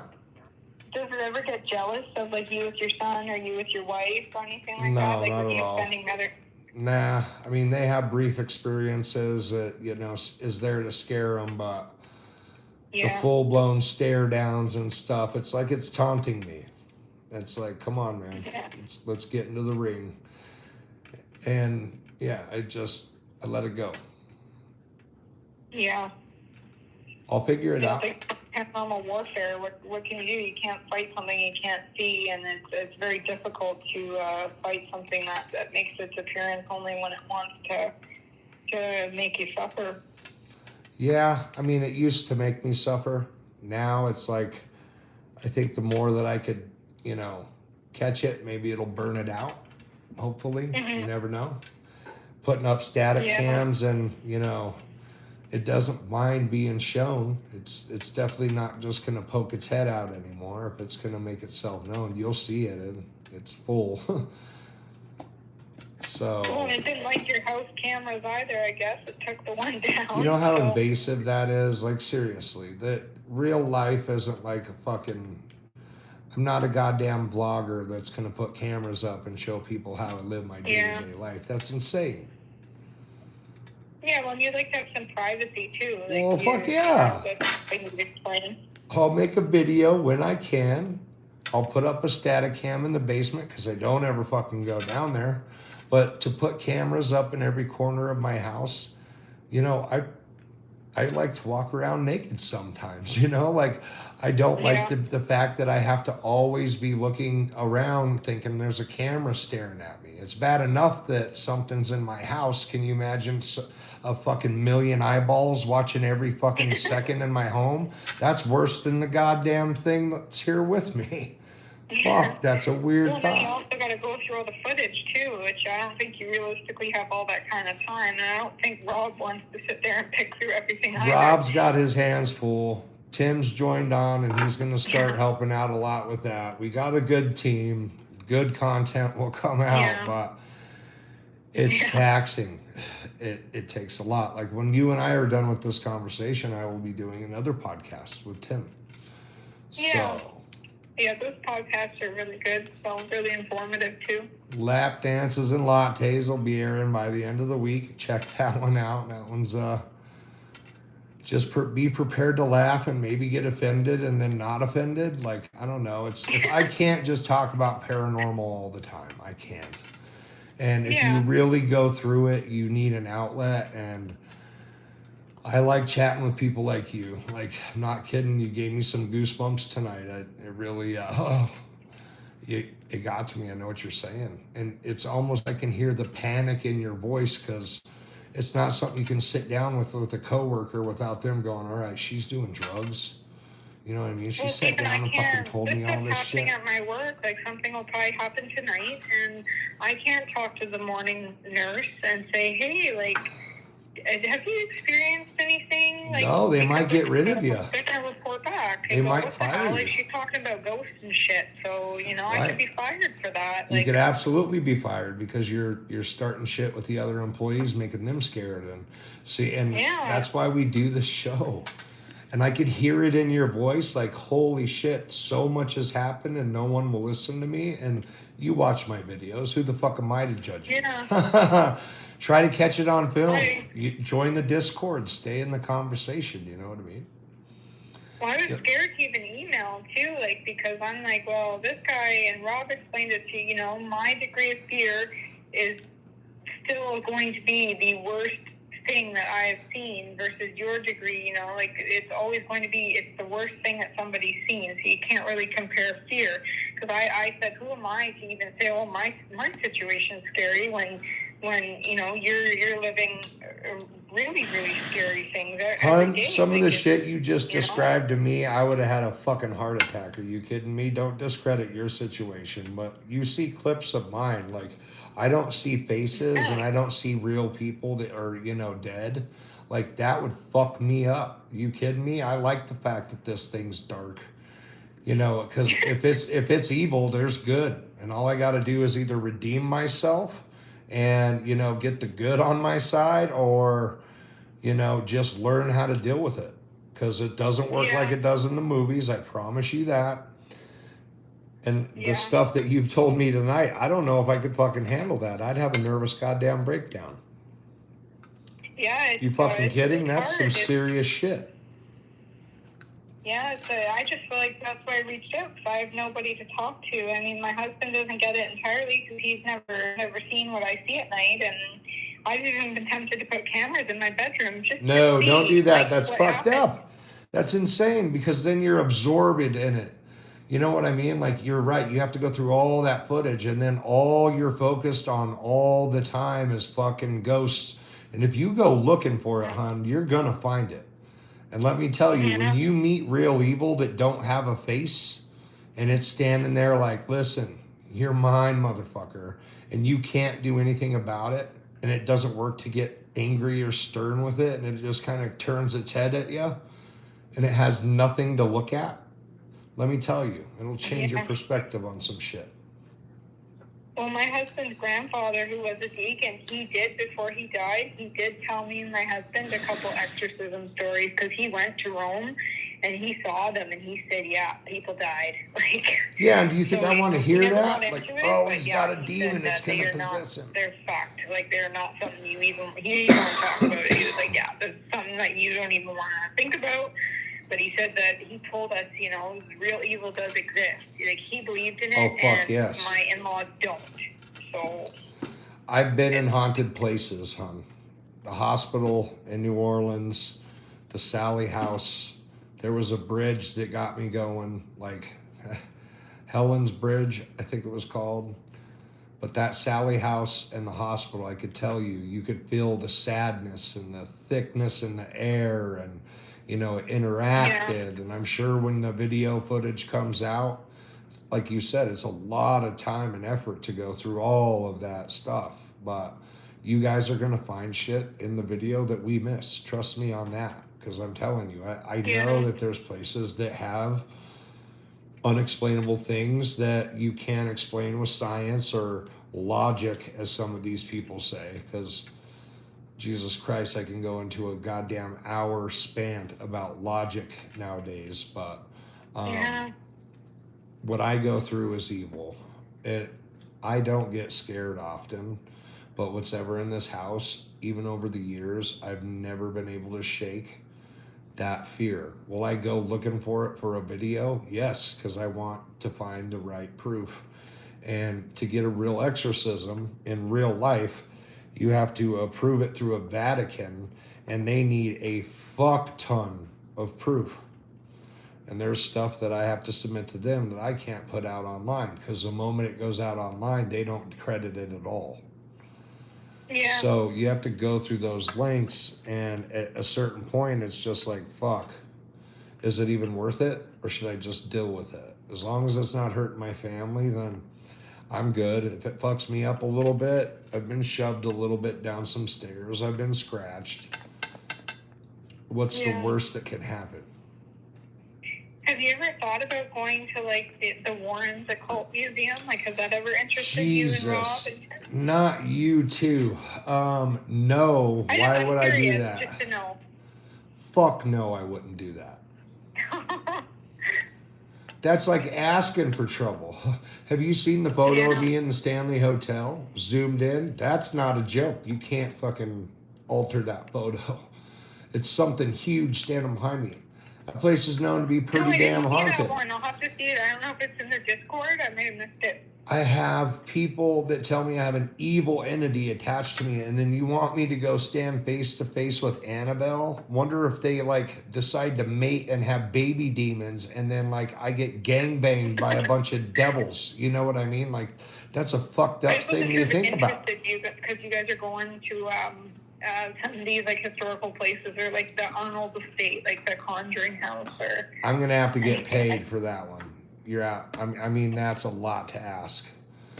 Because yeah, I know I'll come face to face with it, and that's when I'm asking for problems. You know what I mean? Like Yeah. that's an evil doll, and then all the other shit that they have in there, you don't know what it's all about. You know, they haven't made a Yeah. movie about every single piece in there. I bet there's some pretty fucked up shit in there.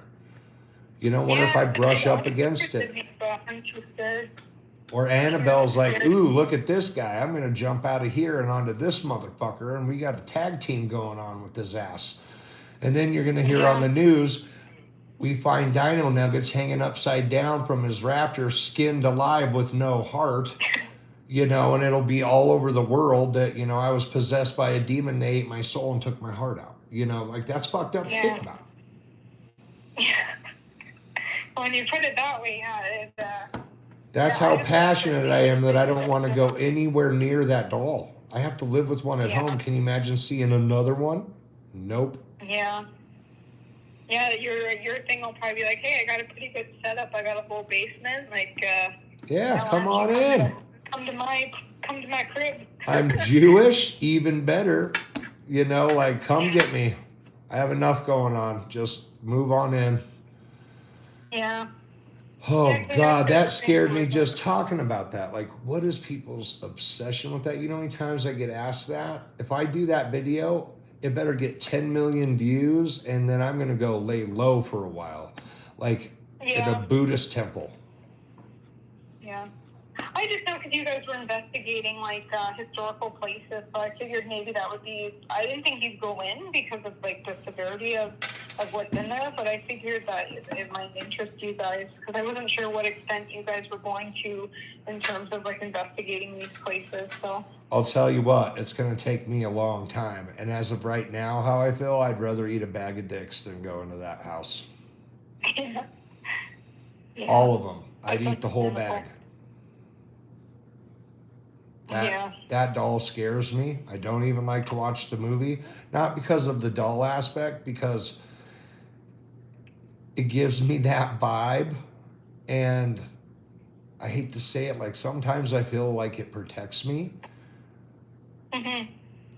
But I know it doesn't. But like when I walk into scary places, like I'm thinking, oh man, this isn't nothing. Like you come at me, I dare you. Something bad will happen. I get arrogant about it. Listen to the videos. I'm kind of an asshole. And you'd think that I'd be scared and running around out of my mind. Like, no. Complete opposite. I get nervous from time to time. One time you told him not to be in the way in case you run right through him. Well, yeah, no, are you kidding me? I'm a big guy. I'll run through a wall, jump out a window. I'm not going to stand in there for that shit. Passive and relaxed. Yeah. You know, if you're evil enough or prominent enough to show yourself in a full form, chances are that's, you know, that's not supposed to be able to really happen according to some people in life. And do you really want to fucking test the waters with it and be like, hey, let me grab you? This lady, we had an email the other day that said, grab your hand and put it in holy water and then grab the fucking demon and shove it into a wall full of salt and it'll trap it.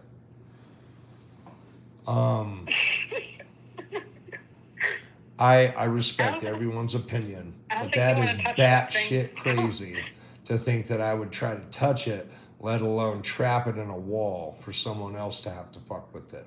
I don't understand how that would work. You might have to elaborate on that one. Ask her if she speaks from experience. Just say, have you done this? Yeah, you probably get all kinds of funny emails. So not funny, but you know, like questionable emails. And how can I be questionable? Think about it like this. Have you seen my videos? How can I judge anybody? You know what I mean? Like, I would be a hypocrite. Do I think some of them are like, yeah, okay. But again, I have to think about what I produce and what you and I have talked about all night and realize that to a lot of the population, we need medicated or, oh my God, they're those kind of people. You know, we're classified. and we're discriminated against, and we're regularly called out, and we're regularly ridiculed about it. I take so much criticism, but it's to have conversations like this. Like, I don't feel like my situation's that bad after hearing yours, to be honest. Like, I get scared. It taunts me a lot, but like, you see full-blown people and faces and children and crazy shit. Like, oh man. That's what hurts me, is seeing kids, because I know what it's like to have to bury my brother. So when I see a child, and my son sleeps with me at night because he gets scared, and I see a little 4-year-old girl sitting in the bed, sitting beside my son, I get emotional, because if that is truly a spirit, that's somebody's child that they've lost. Like, that's devastating. Like, as a mom and stuff. So I'm very empathetic to that type of stuff. It really affects me. Like, it's the emotional aspect. It's very draining. That's what I say. It's exhausting. I think it makes death scarier. Yeah, it's because you don't know where the fuck you're going. Like, man, I have a lot to answer to when I die. It's not as bad as some people might think. Like, I think it's bad, but a lot of people look at it and be like, shit, you have no idea what bad is. And I'm nervous about it. So what does that mean? Like, I have to run around scaring the fuck out of people, or am I going to be stuck crying all the time and hiding from people? Or, like, it's kind of a fucked up thing to think about. Yeah, and it's for example, like my brother coming to me and saying he's not supposed to be dead. Like, it's like, what am I supposed to do with that? Like, I have full-on conversations with him, saying, you take it like, one day at a time and enjoy it. I can't help you, Matt. Like, you made your choices. Like, we told you, and he's actually reasoning with me. And then, like, my brother, he messes with the music in my car. Like, back in October, I didn't even tell anyone about this except for my family. I got sideswiped on the 400 series. It's a major highway up here. I got sideswiped going 120 by a transport truck driver that fell asleep. My car, the whole driver's side, was smashed to, like, smithereens. Me and my 1.5-year-old son, untouched. Good. Tell me how that happened. My Somebody was Brandon, with you, that's why. If you're a religious person or you believe in God, I mean, you can be religious and not measure your faith in attendance. That's a fact. Yeah. You can believe in God and be normal. It doesn't mean you have to see him. There's somebody out there looking for you, looking out for you. Is it too hard to believe that, Even my brother Brandon, he was involved, his BMW was involved in a rollover collision where he was 5 inches from striking a big ass tree. He should have hit the tree and died. He got out of his car was crushed. It was a total write-off. He hit a patch black face. And he got out. He literally called his buddy to come pick me up. I had to call a tow truck. He was untouched that night, and he should have died. He should have hit the tree and died. And the police that came, they said, man, you are one lucky motherfucker, because it must be you Beamers. should have died. I just crashed a BMW in October, and it fucked me up, though. I hit the window and the steering wheel pretty hard. My right eye went a little bit foggy, but I took a picture of it so I could send it to my family, my wife, to come pick me up, and call a tow truck. The cops wouldn't come because there was no drugs or alcohol involved, and no one was dead. Yeah. Because of this defund movement. Aurora PD has other stuff that they have to take care of. Just get it off the road, call your tow trucks, exchange information, and come. Yeah. I took a picture of the car, and people swear that they could see a black figure sitting in there with me. Oh, yeah, that thing is sitting in your passenger seat, and you could almost make out a face. I looked at it, and I showed my older brother, who's sensitive too, and he was like, holy fuck, man. Like, that thing was sitting passenger side. It fucked me up, man.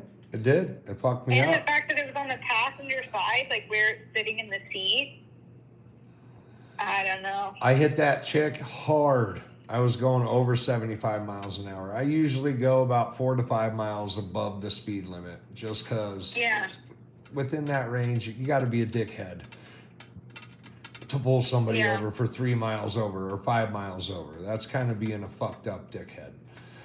Yeah. So I ride that line, and she was at a stop and pulled right in front of me, and kaboom. That's all I remember. And then I'm just like standing outside the car like, man, that is fucked up. I didn't know what happened. It was like a bomb went off in my head. And I didn't start feeling the effects of it until like, I don't know, 6-7 hours later. And then I felt like I was dying. My head hurt so bad. So I tried to sleep it off. I went to work the next day. That was rough. And it just got worse and worse. So I finally went to the doctor and they gave me glasses so I could stop getting headaches because my eye was constantly trying to adjust. So it was making my headache worse. And I had a bad concussion. And of course it jams up your neck. But fuck, man, it sucks.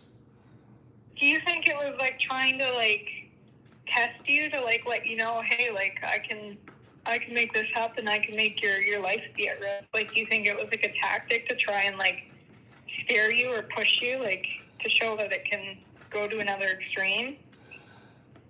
The reason why I said that I feel like it protects me sometimes, even though I know it's not a friendly thing, it's like it wants me alive to just fuck with me, is because like I don't relate it to anything other than a woman trying to get to the airport and getting impatient and trying to whip around a car that was slowed down in a line that was backed up that head eastbound towards the airport. I don't relate it to anything other than her negligence. And we've all been in that situation like, shit, I'm late, I gotta fucking go, and we all drive like a prick. Unfortunately, she just happened to pull right in front of me at the wrong time. It was an accident. People do it. But the photo with something sitting in there, I mean, I was going 80 miles an hour when I hit her. She was going probably 15 because she just gunned it and pulled in front of me. And it brought me to almost a complete stop. Yeah. Maybe it could have ended a lot worse. Like a lot worse. Yeah, I didn't know the whole backstory that there was, I honestly thought that it just caused you to like sideswipe something. So. Oh no, she pulled right in front of me from, you know, a lane that was stopped to get on the ramp. And I was in that middle lane where you can go right or left. Yeah. Well, she was trying to whip out of the lane that was stopped and pulled right in front of me as I was passing. And there, I had no time to react because she gunned it right in front of me in my lane. It was like, you fucking asshole. But we're both alive. That's what matters. But the photo of what was sitting in there, I don't like to look at it because I hate the fact that I don't have that car no more. I miss the car, but whatever's in the car with me, it's kind of fucked up to even think about. I didn't die, so I don't think it's there to be like, you know, something malicious. I just think that it was a bad decision from a driver that was in a hurry to get to a plane. Yeah. Yeah, see, I'm watching this monitor right now, and there's orbs flying around right now, so something's bound to happen tonight. I just watched a friggin' orb just go across this little monitor, so. Oh, wow. But, sorry to well, I challenge you to try to figure out how it happens and why it happens. And ask around and ask your parents, like when it started for them. Because collectively, I think that people like us that do have these experiences, try to catch it on film. Set your phone down, go sit in a dark corner and just start talking. They pick up shit that you'll never do. So I, like, because I'm at this point where I'm so backed into a corner where I said yesterday in my car after I got off night shift, it was an active night, I just said, you know what, like, if this is it, then, you know, just fucking do something. Just show me, because if I'm supposed to talk to you people, if I'm supposed to help you, just fucking let me know, because I don't want to play games anymore. I don't want to be woken up. I don't want to be fucked with at night. Just, if this is what I'm meant to do, just at least you know, and then you can prepare, like, you'll be able to get the right help with people who deal with it just like you. Like, I deal with something fucking evil. It's challenging me, you know, and then there's nights that it's like, it's scared, and then I go looking for it, and I try to intimidate it, and it's become a cat and mouse game. And I'm wondering if I'm playing with fire, but at a certain point, you got to wonder, like, what the fuck else is there to do? Yeah. So try to figure it out, and then you can help someone. Wouldn't it feel great to help that one person that's not as strong-minded as you be able to deal with it just a little bit better so they can have that much more peace in their life? How cool would that be? Yeah, that's good. And I'm interested in doing, I know that the dowsing rods and stuff, they're kind of like a doorway, they say, like, because you're kind of opening your own shitstorm when you start fooling around with stuff like that. But at this point, like, there's all kinds of weird shit theories. I gotta find some answers. Yeah, find some answers. Don't be afraid to go outside the box, because seriously, people have been wrong about so much shit. It's just an educated guess. It's different for everyone. You might have that one ability that nobody else has to figure that part of it out and be able to control it and make it work for your favor. Me, I'm just going to feel like the bully that I was when I was a kid. I know how the kids that I tormented, because I was a big jock and I would make fun of and single out the skinny little nerds that didn't really bother anybody and always got good grades, and I was a dickhead. And I honestly know how it feels now to constantly be scared. Like you feel somebody's presence around, and you're just like I'm bigger than you, I'm more intimidating than you type thing. It's like, how does it feel? I'm not gonna fuck you up yet. I'm gonna keep you on your toes. And when that one day you're not expecting it, I'm gonna smash you down the stairs and laugh at you, or call you names until you cry, or stand above you in your sleep and rip your blankets off and stare at you. You know, I mean, just right above your head, like, wow, this is fucked up. And it's a constant anxiety. And honestly, I had a friend reach out from high school that saw my videos. I don't want to say his name, but I really harped on this dude. Like, I was twice his size. He wore glasses. He was a redhead. And he's like, how does it feel to be bullied all the time? How does it feel to be terrified of something that you have to see or deal with every day? How does it feel? And you know what? I didn't know what the fuck to say to him. Kind of blew me off. It's like, wow, holy fuck, he's right. It made me feel like a dickhead, one. And then it's like, well, you know, if I apologize, maybe? Well, that didn't work because he didn't even accept it. He's like, you couldn't say sorry to me enough. Fuck you. How does it feel? And the end of the conversation. Oops. So yeah, like I said, I think I brought a lot of this on myself. I got to figure out what the fuck I did wrong, and if it's how evil is it. And I'm not going to do that sitting in here just recording it. That's fucking insane. I've done that for 8 years. I'm ready to go out and find something, and not the Annabelle doll. Give me answers, so it's not serving your greater good. Who knows? That's what we're out to find. And hearing stories like yours makes me feel a little bit better about my situation, and it makes me feel that there's definitely two different types that I can identify. I feel a lot of what you're saying. I hear it in your voice when you're saying it to me. And that, you know, your shit's intense. Holy fuck, if I saw a face, I'd shit all over myself and die of a heart attack. This is just dark. Oh, like, yeah. You're checking a show. I told Rob every time I've talked to him, like, through email and stuff, you know, it puts the fear of God right through you. Like, you know, and you feel like you're pain. Yep, and it's not even the fear of God. It's like the fear of, oh, fuck, this could be my last breath. This thing is going to fuck me up. It feels like for me lately... You know, it's not self-pity, but like, why? Like, why is this happening to you?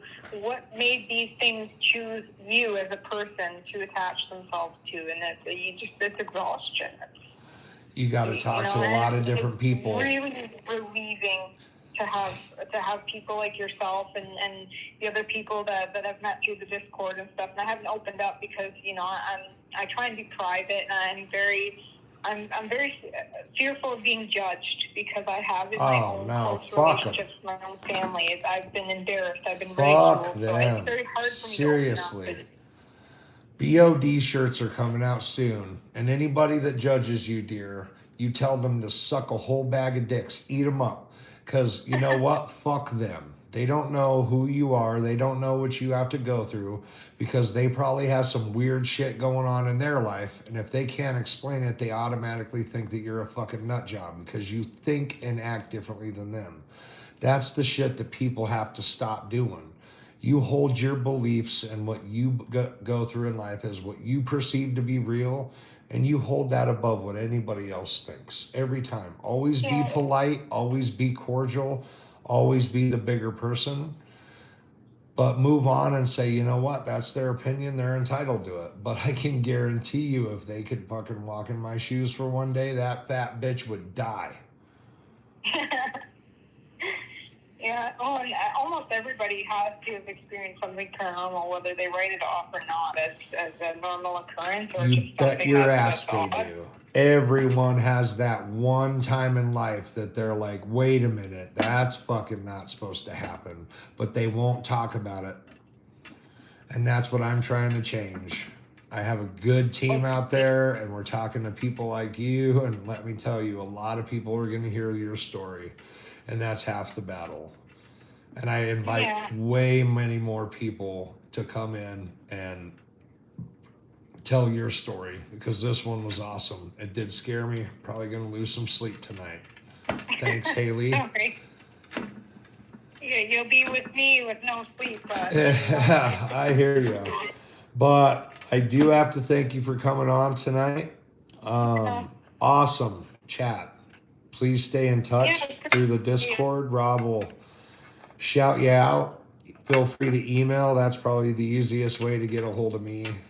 Rob gets to them pretty quick. Or hell, if you just want to talk about something that's not related to paranormal, just talk about your job and the shit that you have to do. That's why we have lap dances and lattes. We cover all sorts of shit. And same with anybody watching tonight. It's, if you need to get away from the paranormal shit and clear your mind and feel good about it for a while, feel free to come on there and chat anytime. Yeah, it's just nice to take a break sometimes from that too. So it is, and it's nice to hear your story for real. Fuck. Yes, it's great to finally share it rather than just sharing bits and pieces with my family and people in my close friend circle who've had small experiences. And nobody else has heard my full story, so it's nice to say it. And I know my story's not over yet. No. And don't be afraid, like I said, to get it on camera or get a recording of it. Not for anything else. Don't even post it, to have a peace of mind. Like, yes. That's why I got that door opening and I was so excited. Like, all these motherfuckers can suck it. I got it on camera finally. And oh my God, it felt so good. The perspective that, yeah, you have evidence, it is there. That's the scariest thing, about me filming. It's like the biggest wake-up call, because then it's like, bam, you have evidence, it's in your house, or it's around you, it exists, and you cannot explain it now. You can't say, oh, it's just a nightmare. It's just, no, it's there. Right. And I'm going to give you a channel that you should go check out. It's called Durban Paranormal, and he comes across a lot of videos that are very, very similar with what you go through, especially in your line of work. And I think that might be a good place to start, is finding videos that are like yours. And honestly, try to figure it out, man. Like, that's the key to a lot of people's problems with what you're going through. And you're smart and you're around death all the time. And if you have the ability to sit down and be like, what the fuck are you? How do I help you? What's going on? And it gets some sort of answer back. I mean, fuck, you might figure out the key to life from somebody that died. If you have that ability, you never know. But boy, if it starts to bark back at you, you just get the fuck out.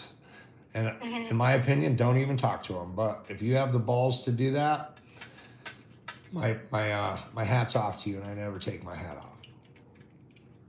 Yeah, I'm definitely going to try some of the tips that you gave. I'm going to retry the darkness thing and just see what comes through. And biggest thing is, sweetheart, from talking to us, let me tell you, keep your head up. Life always throws you fucking curveballs. Let a few of them hit you. It's going to hurt, but always know this too will pass. Yeah. and eliminate the things. Eliminate the things you can. It's right on my arm. You know what I mean? Eliminate the things that you can. I know it's fucking hard. I try it every day. But what's been working for me is I wake up in the mirror, I look at myself in the mirror every morning and say, you're a good person. You're going to have a good day, like it or not. And you know what? At least 7 out of 10 times, it works every time. And it's just from you to yourself, and just convince yourself, like, no matter what God throws at me or whoever's throwing shit at me, I'm not going to let it fucking bother me today. And that's when I'm able to come home and sleep, because I had a great day at work. I go out of my way to do one good thing for somebody a day. And I'm just trying to pay back and get good karma here. And it does work sometimes, and I think it's more like a placebo for me, though, to be honest. I feel better about myself, so when I come home and it starts to kick the fucking door in, it's just like, you know what? Piss off, motherfucker, not tonight. And I go lay down and I go to bed. Try it. Yeah. Yeah, I'm definitely going to try that, because I'm sure some of that will work for me. I'll have to make I some just think your changes. mind's running so much, and you're in such a fucking... I couldn't do what you do. There's no way, and thank you for that. But I think if you step back and just tell yourself, I'm doing the right thing, I'm a good person, and life's gonna always work out for me. And just tell yourself something every day. Whatever it is that you have to tell yourself every day to keep trucking and stay positive, that shit's eventually gonna rub off, and you're gonna have a really good streak of good luck. I did. The only thing that I can't get rid of is this fucking thing. My job's great. My life's great. I have everything going for me that I want. I just can't deal with something staring at me in the corner anymore. But I refuse to let that consume me to the point where it affects every fucking aspect of my life. Just like you. I'll work 2 jobs if I have to. Now I go to a gym. I stay gone until my wife's home, and we're home together. We eat, we go to bed, and we wake up and we do it again. And when we want to start interacting with it, it's always there to interact with. So, and my best advice to you is just to keep your fucking head up and try stuff that'll help you. Yeah, and I always think back to this, not to take up too much more of your time, but I always think back to this one saying that not to touch back on mediums and stuff, but my friend, the year I met her, her dad took his own life on my birthday at the exact time I was born. So me and her have this weird connection of how we met and stuff, and how we're friends. But he'd always said that we'd be best friends for life and stuff. And he said specifically with my life, I would go through a lot of tragedy and turmoil, and a lot of like spiritual awakenings. And then he said you do that go through some shit, hon. That's crazy. You go through a lot of stuff, and you're still coherent. So you must be one strong person. You go through a tremendous amount of shit. Keep doing it, because shit, I'd be a fucking basket case. Are you kidding me? That's a lot. I have my moments, but somebody's always got it worse. That's always how I look at it. Somebody's always got something else going on that might be worse than yours, so just keep trekking on. That's exactly But I always think back to that, like that he told me that I would use all my shit cards that have been drawn to me, and I would turn it around and use it for something positive. So fuck yeah, then go get that shit, honey. Are you kidding me? Keep that mindset. Say, you know what? Eat a bag of dicks, hon, because here I come, and I'm coming hard. And don't stop until you get where you need to go. Because seriously, with the amount of shit that you go through, life's got to get better. You got to know that. Yeah. You're a good person. Just maintain that. Yeah, it was great talking with you both tonight. You're an awesome person as well, and thanks for having me on your live. It means a lot to talk to you and see kind of what you go through, and then just to be able to relate to people, especially with the platform that you've created. It's made people like me who are scared of being judged feel more open to talking about things, which has honestly taken me out of a little bit of a depression, because I was really going through it a couple ago before I found your platform and stuff. So Well, now you have a yeah. network of places to come talk, and if you don't, that's your own fault. Yeah. And if you need to get in hold of me, Rob will definitely give you that out. You know, and if you need to chat, you can feel free to chat with me if you need be. Yeah. Or if not, there's hundreds of people in there that will give you advice, talk you off a cliff, just make you feel better about yourself. And that's what's good about all my subscribers is they're all good people. And we weed out the dumb fucks immediately. So always feel comfortable on this channel. Come onto the podcast sometime and just talk about some other shit that doesn't scare you. Because you scared the fuck out of me. Jesus. Well, even Rob, I feel like he's like everybody's therapist now. Because like I talk to him through email sometimes random times through the night if I was having a hard time, or just to correspond with somebody about all the shit that was going on. So he's been like the Dino Nugget therapist for everyone. I know, even me. Holy fuck, I'd be a dumpster fire if him and Tim were here helping me. You kidding? Oh, fuck, that would be a weird scenario. But again, Hailey, you stay in touch, stay in the Discord, talk. We'll be chatting again. Like I said, there's a lot of stuff going on right now, and there's a lot more to come. So I hope you stay along for the ride and, keep your head up. Yeah, I'm here for the long haul. So good deal. And we'll always take care of you. If you need to chat, get in there, and somebody will always be in there. Tim, he loves to talk too. So just get on there and start chatting, and somebody will chat with you every time. Yeah. All right. Well, thank you very much. You're so welcome. You have a good night. You as well. All right. Bye-bye. All right, everybody. That's another great episode. Again, come tell your story. DinoNuggets741@gmail. We have plenty of platforms that you could come on. Just let us know what you think. Again, guys, you're all wonderful. I appreciate everyone that was in the comments tonight. Sorry, this is one-on-one conversation time, and I give all of the people who call into us all of my attention. So, I got a podcast to do now on our lap dances and lattes, so you guys can binge watch that or listen to that on Spotify. Tim said at the beginning all the sources, so I'm gonna let you guys go, and thanks again. Have a wonderful night.